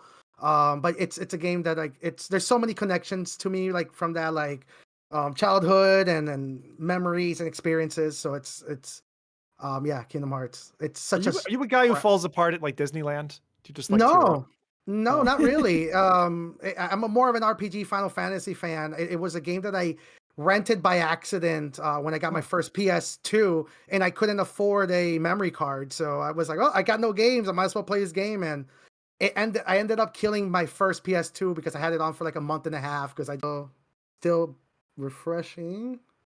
I think they don't want to catch us with our... Yeah, that's funny. This is for the veterans. This is for the people who stick around and just to see the sweet, sweet ending to this particular mince pie. Okay, I see us back, as you said, Adam. Not particularly pretty, but we are back on the event, which is good. Give us a second. Adam's doing some work. Gonna make us all pretty again, possibly. If not, then static GIF. I will continue to narrate as we are. So I'm just going to reel through some of the fundamental stuff before we say anything that's of substance. So we were just wrapping up there on our Slido for the year. Thank you for being with us, for the end Slido. Thank you for participating. It's a great cross-section that we get to do every year, once a year. And it's a nice little keepsake for us as well. We can see what was the kind of sentiment in the VR, MR, AR industry at the time, and it was quite good. Well, we've only got one sleep, and this year is all over. All over. I know you guys wanted longer shows. We gave you shorter shows. We decided to cut it in half while we were doing it this time. And I know you might not see us just yet. Pretend it looks great, everybody. Just pretend it's so amazing. I don't know what it did. We're all we're sort of there. Zim's in 2 different spots, and yes. Now we're really in the metaverse. This is the reason we didn't want to stream from the metaverse, guys. That is it. Maybe let's fix it. Sort of. We're kind of almost there. That should basically do it. Well, that's good. That's good. I'm sorry. And so what I was just gonna say was we every other Saturday on YouTube and Twitch. We brought this to you today kind of from the road, so to speak, because Rowdy had to run away. His wife had gotten him a nice little trip so that they've taken. And he took the time out today. I appreciate he sat with us for as long as he could, and we're here just ready to wrap it up. But we have a Spotify, iTunes, and SoundCloud version for those of you on the go. 10 a.m. Pacific, 1 p.m. Eastern, and 6 p.m. in the UK is when we go live. You'll see us again in 2 weeks' time. And I look forward to seeing what guests we can back into the podcast next year. Definitely something on our radar. I'm also very curious to see in January what people's take are going to be on Apple Vision Pro. I'm hoping you CES goers, maybe, I don't think it's going to happen, but maybe you get your heads inside a headset. If you can, that would be cool. Devs, please keep busy. Stay profitable if you can. And let's float this boat off and find our personal Atlantis in 2024. Expecting only great things from all of you next year. So thanks again to the crew hanging with us another full year. Feels good to have another year in the can. And I want to wish everybody happy 2024. Thanks to those earlier donations, and for those who stuck it out to the bitter end. Thanks for tolerating. I'm not as good as Rowdy. Don't tell Rowdy this happened. Love it, guys. All right, have a great New Year's, and we'll see you on the next one in January. Bye-bye.